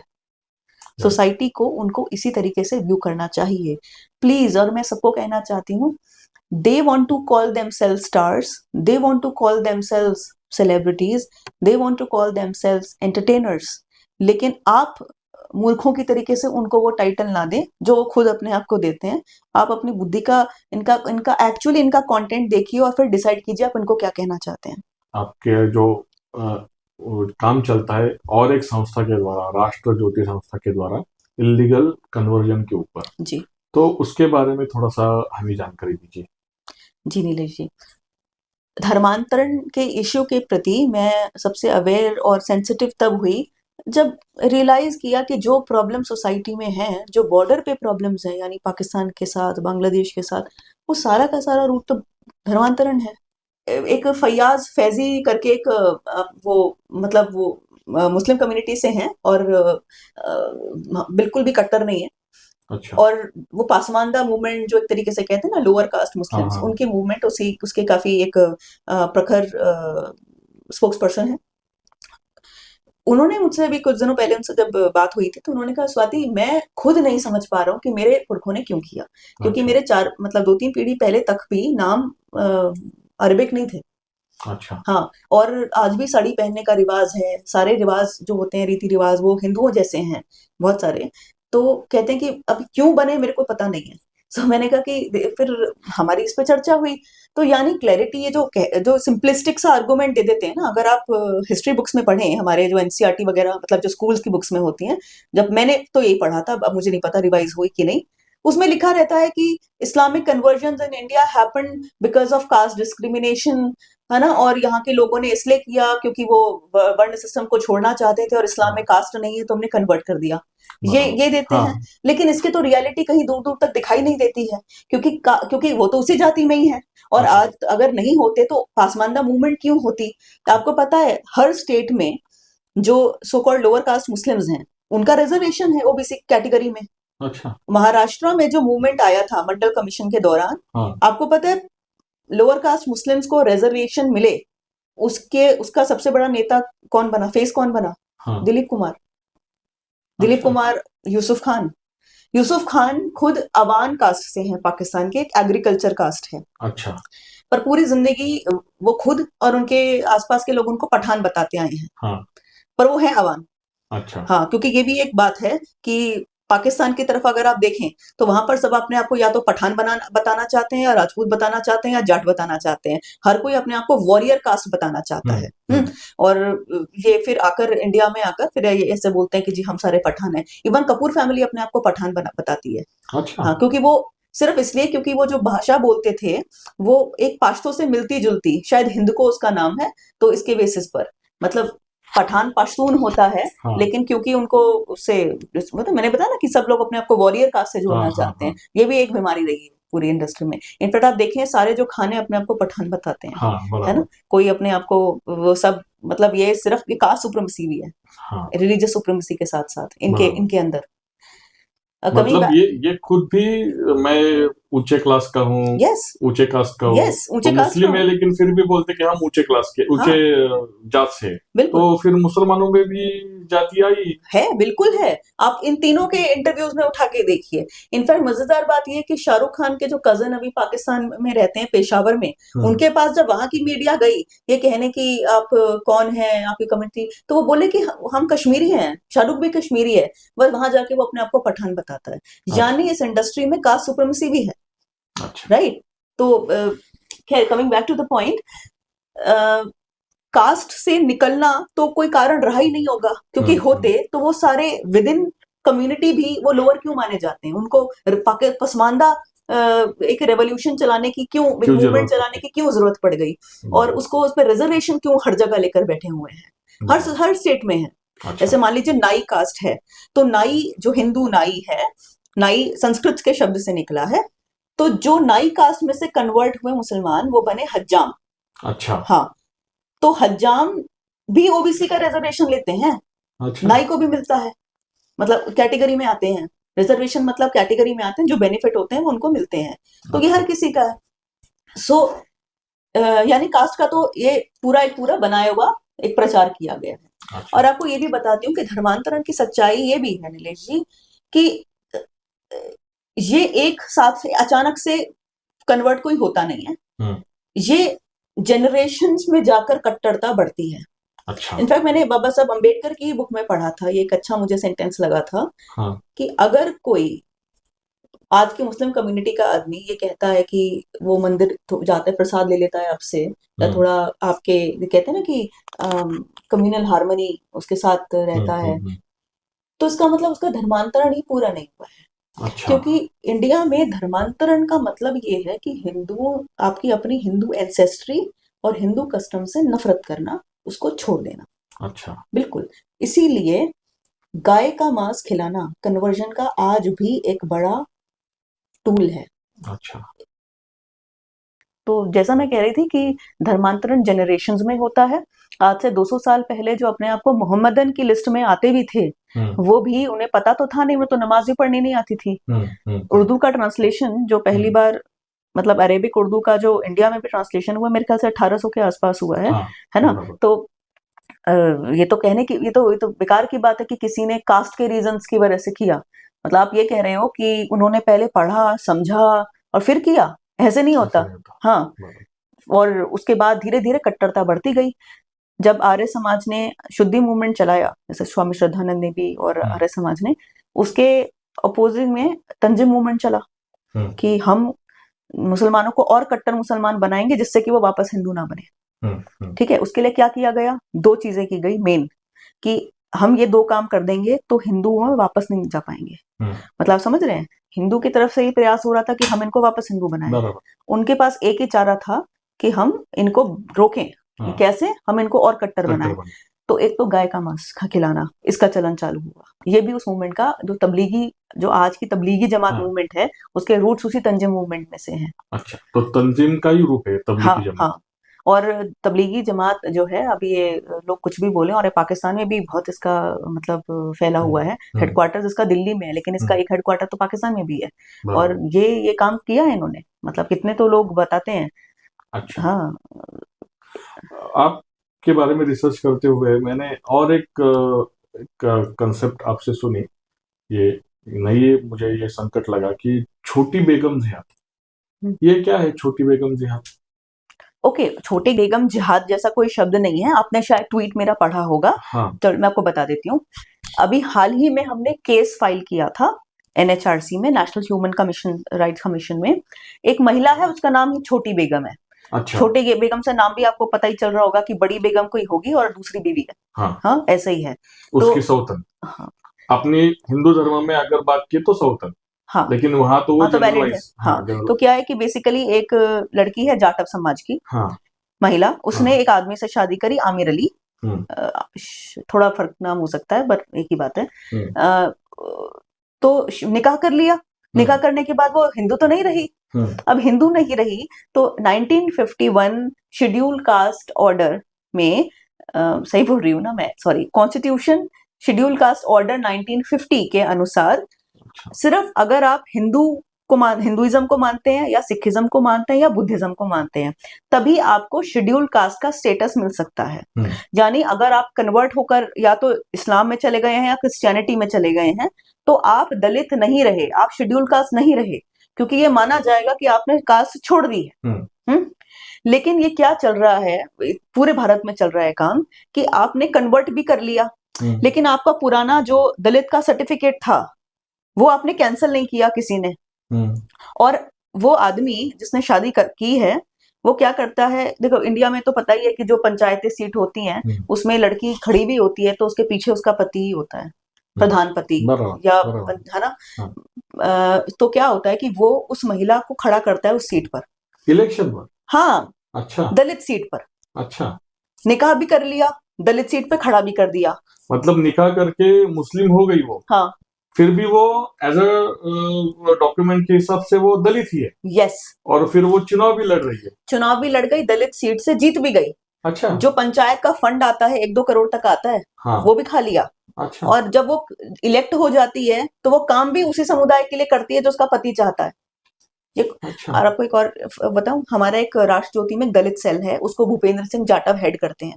हाँ। उन्होंने मुझे कभी केस बताया था, एक महिला की बकायदा खरीद फरोख्त हुई है। अच्छा। एक आदमी से उसने निकाह किया था, उससे दूसरे आदमी ने कहा कि मैं इतने पैसे दूंगा, उसका निकाह मेरे से करा दे, क्योंकि मेरे को भी दलित सीट से लड़वाना है। अच्छा। ये काम बिजनौर का केस है। अब मैं इसके बारे में पता करूंगी। सिर्फ 20 केस तो हमारी संस्था फाइल कर रही है। अच्छा। इसके अलावा तो बहुत फेमस वाले भी केस हैं। एक सुरेश MP है ना केरला में, हाँ। उसका यही तो केस है। उसने he was a practising Christian since beginning, और उसने रिजर्व्ड सीट पर वो लड़ा। अच्छा। और हाई कोर्ट ने कैंसिल कर दिया उसका उसका सर्टिफिकेट कैंसिल कर दिया कि आप नहीं हो, आप शेड्यूल कास्ट नहीं हो। अच्छा। उसने बहुत सारे ओके, बेसिकली केस ये था कि, और बड़ा फेमस केस है ये, तो बहुत सालों से चल रहा है। तो वो आदमी शुरू से ही एज अ क्रिश्चियन ही जिया है, उसका बैप्टिज्म हो चुका है, शायद उसके माँ बाप ने कन्वर्ट कर लिया होगा शायद।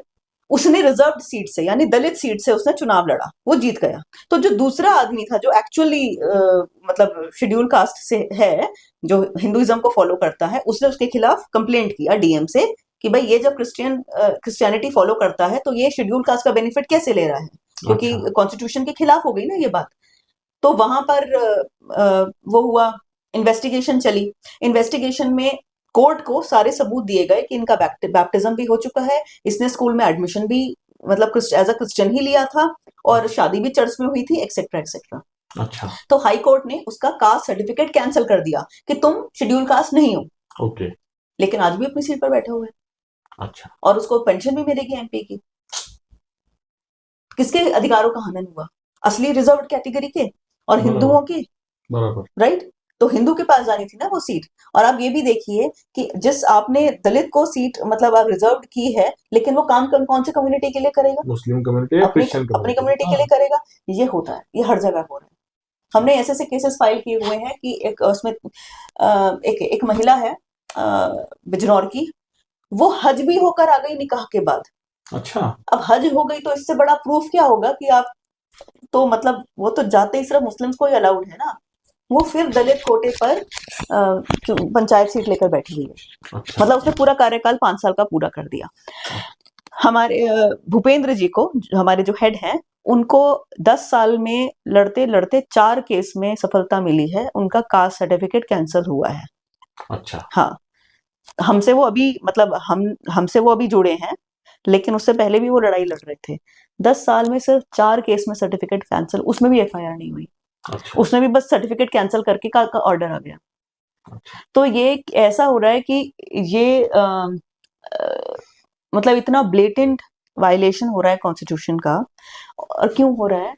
क्योंकि जितने भी ऑफिसर्स हैं उनको पता ही नहीं है। धर्मांतरण के आगे सब मूर्ख हैं, उनको किसी को कोई समझ में नहीं आता कि इसको कैसे, मतलब इसके खिलाफ, कैसे हैंडल हाँ करें, क्या सबको, करें। क्योंकि एक तो क्या है ना कि जो हिंदू समाज में एक जिसे बोलते हैं ना कि बहुत सारे मत हैं, ईश्वर एक ही है, जाति है तो जाति नहीं, ऐसी भी हाँ बात हाँ करने हाँ। वाले मिल जाते हैं। नहीं तो अगर कोई कन्वर्ट हो तो कहते हैं कि इन्होंने नाम ले लिया उनका। अच्छा। अब एक ऑफिसर क्या बोला, नहीं नहीं वो हिंदू ही है, उन्होंने बस यीशु का नाम ले रखा है। ऐसे ऐसे बातें करते हैं। और तो ये जब भी उनके पास ऐसा केस आता है, हाँ उनको इतनी जानकारी भी नहीं है कि कॉन्स्टिट्यूशन का कहता है कि कानून क्या कहता है। बराबर। कानून तो ये भी कहता है कि कन्वर्जन इलीगल है, आप प्रोपोगेट कर सकते हो, आप प्रोसेलाइज नहीं कर सकते। पर ऑफिसर को नहीं पता है, इसका कभी अवेयरनेस हुआ ही नहीं है। वो बस ये लिख देता है कि नहीं इसमें कोई इलीगैलिटी नहीं है। तो अब वो कह देता है अच्छा नहीं तुम जाटव, तुम्हारे माँ बाप जाटव थे, हाँ तुम अभी भी हो, तुम कर सकती हो। तो क्या होता है ना, अवेयरनेस एडमिनिस्ट्रेटिव लेवल पे भी इतना कम है कि ये केसेस आते भी हैं उनके सामने तो लोग एक्शन नहीं लेते। ऑब्वियसली ब्राइब तो लेते ही हैं लोग, बराबर। है ना, जो कम्युनिटी स्ट्रांग भी है फिर वो ब्राइब तो चलता ही है।